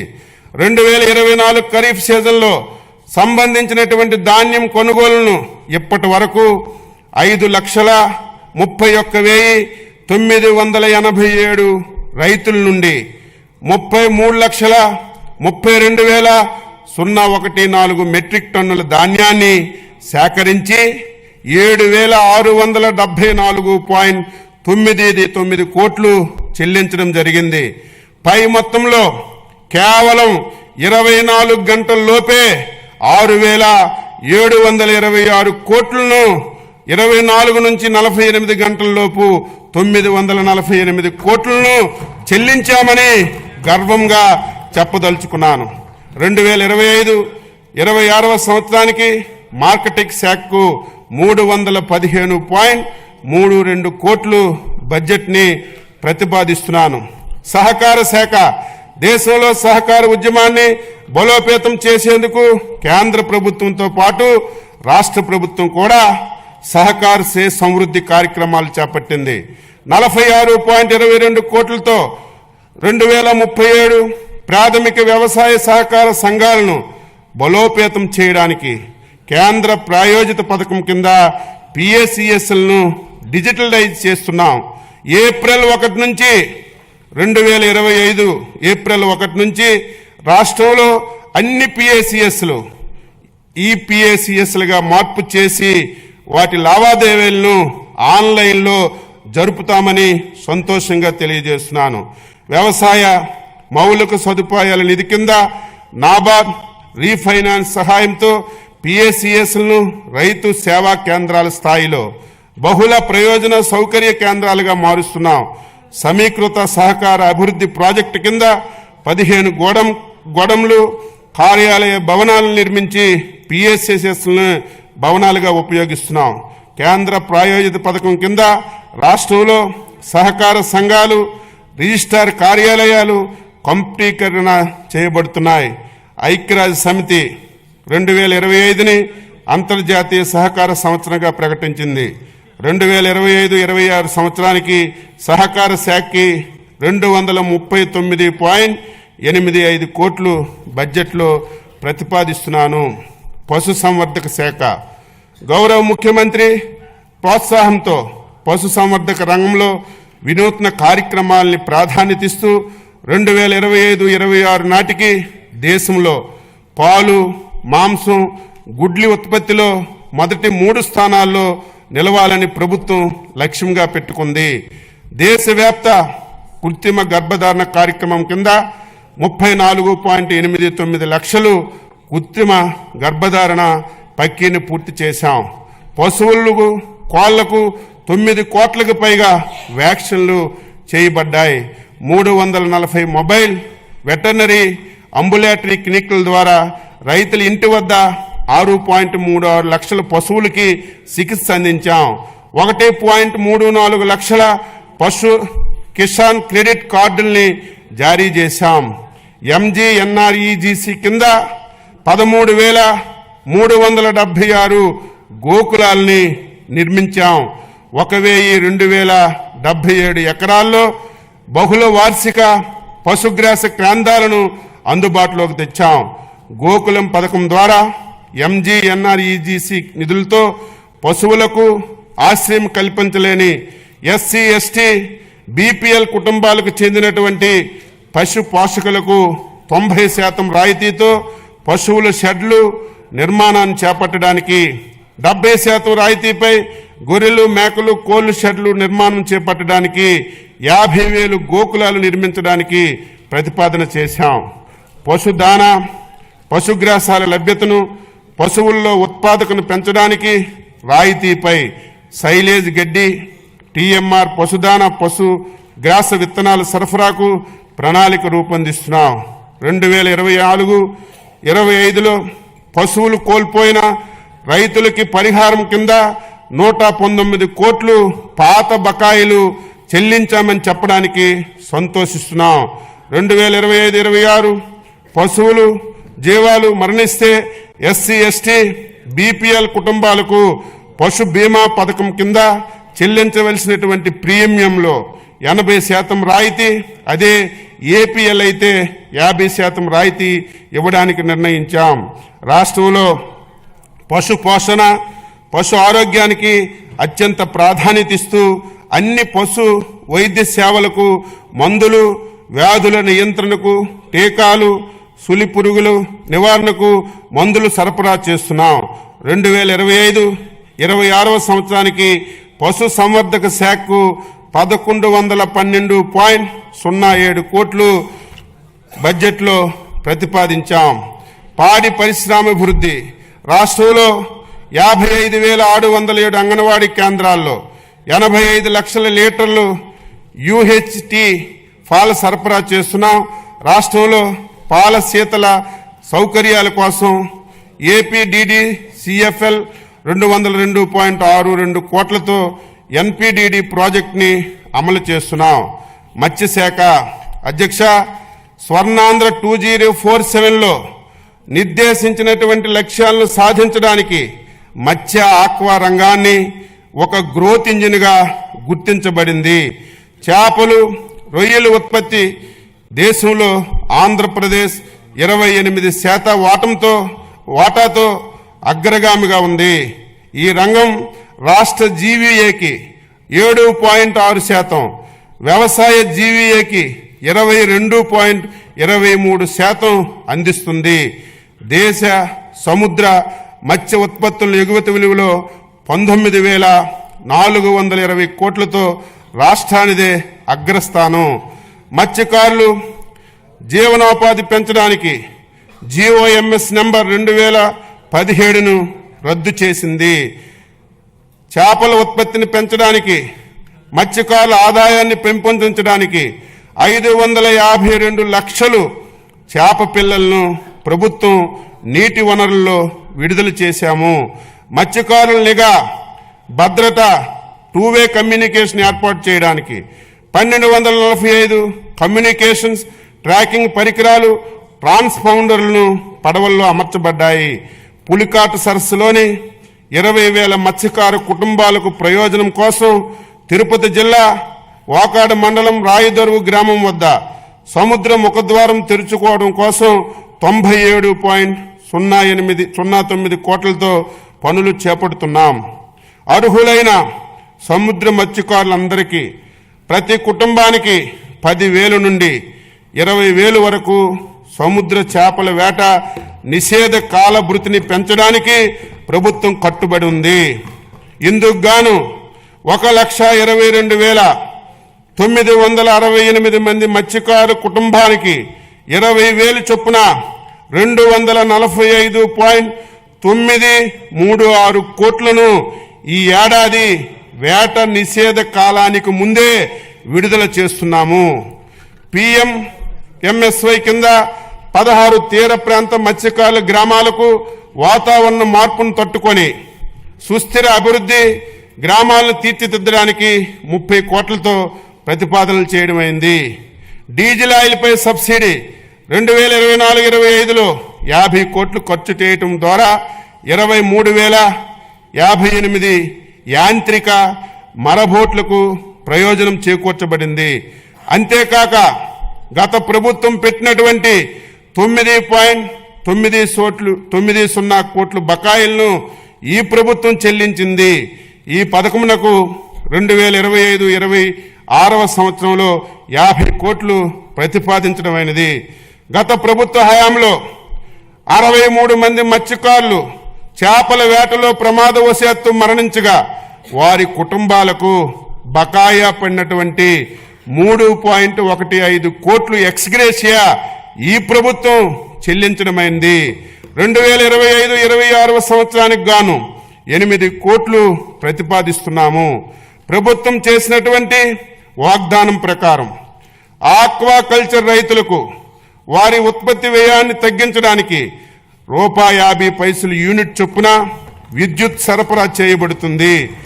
ఆక్వా, నాన్ ఆక్వా జోనుల్లో అర్హత కలిగినటువంటి 68,134 ఆక్వా సర్వీస్ కనెక్షన్లకు ఈ సదుపాయం వర్తించుటకు చర్యలు చేపడుతున్నాము. 2026వ సంవత్సరం నుండి అమెరికా మరియు ఐరోపా దేశాలకు నిరంతరాయంగా ఆక్వా ఎగుమతులను కొనసాగించుటకు ట్రేసబిలిటీ మరియు సర్టిఫికేషన్ తప్పనిసరి అయినందున రాష్ట్రంలో ఆక్వా సాగు చేయు రైతులందరికీ రిజిస్ట్రేషన్ చేయించుకోవడానికి ప్రభుత్వ పరంగా అవసరమైనటువంటి చర్యలన్నీ చేపడుతున్నాం. PMMSY కింద గత ప్రభుత్వ కాలంలో బాపట్ల జిల్లాలో నిజాంపేట మండలంలో పరసవాని పాలెంలో 88.08 కోట్లతో మంజూరైనటువంటి ఇంటిగ్రేటివ్ ఆక్వా పార్కు ఏర్పాటు కావలసినటువంటి భూమిని కూడా కేటాయించడంలో జాప్యం కారణంగా నిలిచిపోయింది. మా ప్రభుత్వం చొరవతో ఈ ప్రాజెక్టుకు ఏర్పాటుకు అవసరమైనటువంటి అన్ని చర్యలు తీసుకుంటున్నాం. Global environment facility FAO project కింద 113 కోట్ల నిధులు మంజూరైనాయి. ఈ ప్రాజెక్టును రాష్ట్రంలో ఆక్వా సాగు అధికంగా ఉన్నటువంటి 7 జిల్లాల్లో శ్రీకాకుళం, కాకినాడ, కోనసీమ, ఏలూరు, బాపట్ల, నెల్లూరు జిల్లాల్లో అమలు చేయబడుతుంది. గత ప్రభుత్వం మత్స్యకారులకి ఫిషరీస్ డెవలప్మెంట్ పథకం కింద ఎటువంటి లబ్ధి చేకూర్చే పరికరాలు సరఫరా చేయలేదు. ఈ ప్రభుత్వం వీటిని ఫిషరీస్ డెవలప్మెంట్ పథకం ద్వారా సరఫరా చేయుటకు చర్యలు తీసుకోబడుతున్నాయి. PMMSY పథకం కింద 2025-26 సంవత్సరానికి 417 కోట్లు ప్రతిపాదించాము. 2025-26 సంవత్సరానికి మత్స్యరంగ అభివృద్ధికి 540.089 కోట్లు ప్రతిపాదించడమైంది. ఆచార్య ఎన్జీ రంగా విశ్వవిద్యాలయం పర్యావరణ వ్యవస్థలను పరిరక్షిస్తూ ఆహారం, పోషక భద్రత కోసం వాతావరణం, స్మార్ట్ వ్యవసాయ పద్ధతుల్లో రైతుల శ్రేయస్సు కోసం వ్యవసాయ విశ్వవిద్యాలయం కృషి చేస్తుంది. BSc ఆనర్స్ అగ్రికల్చర్ కోర్సుల్లో 2024-25 సంవత్సరం నుండి కృత్రిమ మేధస్సు, రోబోటిక్స్, మెషిన్ లెర్నింగ్ మొదలైన కొత్త కోర్సుల్ని ప్రవేశపెడుతున్నాం. కుప్పం, బాపట్ల, పల్నాడు, విజయనగరంలో 4 కొత్త కృషి విజ్ఞాన కేంద్రాలని ఏర్పాటు చేస్తున్నాం. ANGRU Kisan drone remote pilot శిక్షణ సంస్థ DCCA అక్విడేషన్ కూడా పొందింది. ఈ శిక్షణ సంస్థ నుంచి ఇప్పటికే 702 మంది రైతులు డ్రోన్ పైలట్ల శిక్షణ పొందారు. 2025-26 సంవత్సరానికి ఈ విశ్వవిద్యాలయానికి 507.01 కోట్లు బడ్జెట్ను ప్రతిపాదిస్తున్నాం. డాక్టర్ వైఎస్ఆర్ ఉద్యాన విశ్వవిద్యాలయం ఈ విశ్వవిద్యాలయంలో విద్యా పరిశోధన సేవల్లో పాటు కెరీర్ డెవలప్మెంట్ సెంటర్ ద్వారా విద్యార్థులకు వ్యాపార దృక్పథం, నైపుణ్యాన్ని పెంచే కార్యక్రమాలు నిర్వహించాం. 2024-25 సంవత్సరంలో పండ్లు, కూరగాయల్లో 15 నూతన వంగడాల్ని ప్రకటించబడ్డాయి. 2025-26 సంవత్సరానికి ఈ విశ్వవిద్యాలయానికి 98.21 కోట్లు బడ్జెట్లో ప్రతిపాదిస్తున్నాం. శ్రీ వెంకటేశ్వర పశు వైద్య విశ్వవిద్యాలయం ఈ విశ్వవిద్యాలయం 39 సంస్థల్లో డిజిటల్ విద్య బోధనతో శిక్షణ, పరిశోధన, విస్తరణ సేవలందిస్తుంది. UGC NAC B+ గుర్తింపు పొందిన ఏకైక వెటర్నరీ విశ్వవిద్యాలయం మన వెంకటేశ్వర విశ్వవిద్యాలయంగా చెప్పడానికి సంతోషిస్తున్నాను. 2025-26 సంవత్సరంలో ఈ విశ్వవిద్యాలయానికి 154.57 కోట్లను ప్రతిపాదిస్తున్నాము. ఆంధ్రప్రదేశ్ మత్స్య విశ్వవిద్యాలయం కొత్తగా ఏర్పాటైన ఏపీ ఫిషరీస్ యూనివర్సిటీలో మౌలిక వసతులు, ఫ్యాకల్టీ బలోపేతం చేసేందుకు 2025-26 ఆర్థిక సంవత్సరానికి 38 కోట్లు బడ్జెట్లో ప్రతిపాదిస్తున్నాం. ఉచిత వ్యవసాయ విద్యుత్ పథకం రైతులకు 9 గంటలు ఉచిత విద్యుత్ సరఫరాకు మన ప్రభుత్వం కట్టుబడి ఉంది. అదేవిధంగా ఆక్వా రైతులకు గతంలో విద్యుత్ యూనిట్ ధర 3.85 పైసలు ఉండగా మన ప్రభుత్వం రాయితీపై 1.50 యూనిట్ ధరతో విద్యుత్ సరఫరా చేస్తుంది. 2025-26 సంవత్సరానికి ఈ 2 పథకాల అమలు కోసం 12,773.25 కోట్లు ప్రతిపాదిస్తున్నాము. వ్యవసాయానికి ఉపాధి హామీ అనుసంధానం 2024-25 సంవత్సరంలో వ్యవసాయం, అనుబంధ వ్యవసాయేతర పనులు మొత్తం 764 లక్షల మందికి పని దినాలు కల్పించబడ్డాయి. 2025-26 బడ్జెట్లో ఉపాధి హామీ పథకం కింద వ్యవసాయం అనుబంధ కార్యక్రమాల కోసం 6,026.87 కోట్లు ప్రతిపాదించాం. ఎన్టీఆర్ జలసిరి 2025-26 సంవత్సరంలో 6,607 బోర్లను ఉచితంగా వేయడానికి మరియు 10,000 మోటార్లు ఉచితంగా పంపిణీ చేయడానికి ప్రతిపాదించాం. తద్వారా 33,000 ఎకరాలను అదనంగా సాగులోకి తీసుకురావడం వల్ల 10,000 మంది రైతులకి లబ్ధి కలుగుతుంది. 25-26లో ఎన్టీఆర్ జలసిరి అమరుకు బడ్జెట్లో 50 కోట్లను ప్రతిపాదిస్తున్నాం. వ్యవసాయం నీటి వనరుల శాఖ వ్యవసాయానికి అత్యంత అవసరమైనది సాగునీరు. గత ప్రభుత్వం నీటిపారుదల రంగాన్ని పూర్తి స్థాయిలో నిర్లక్ష్యం చేయడం వల్ల వ్యవసాయం దెబ్బతిన్నది. మన ప్రభుత్వం సాగునీటి పారుదల ప్రాజెక్టుల నిర్వహణకు అధిక ప్రాధాన్యత ఇస్తూ 2025-26 సంవత్సరంలో 12,903.41 కోట్లు ప్రతిపాదిస్తున్నాం. ఇది మంచి ప్రభుత్వం, ప్రజలు మేలు కోరే ప్రభుత్వం. రాష్ట్ర ప్రభుత్వం తరపున వ్యవసాయం మరియు అనుబంధ శాఖల బడ్జెట్ కింద 2025-26 సంవత్సరానికి గాను మొత్తం 48,341.14 కోట్లు 48,341.14 కోట్లు ప్రతిపాదిస్తున్నాను. 2025-26 బడ్జెట్ను సభ ఆమోదం గురించి ప్రవేశపెడుతున్నాను.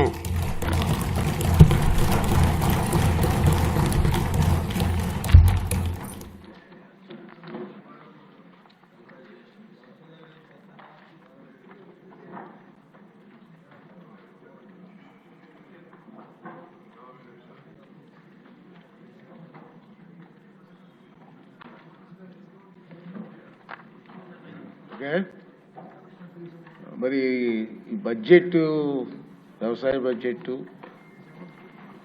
మన ఫైనాన్స్ మినిస్టర్ బడ్జెట్ జరుగుతున్న సమయంలో గ్యాలరీలో కేంద్ర మంత్రి గారు ఉండి చూస్తున్నారండి, రామ్మోహన్ నాయుడు గారు.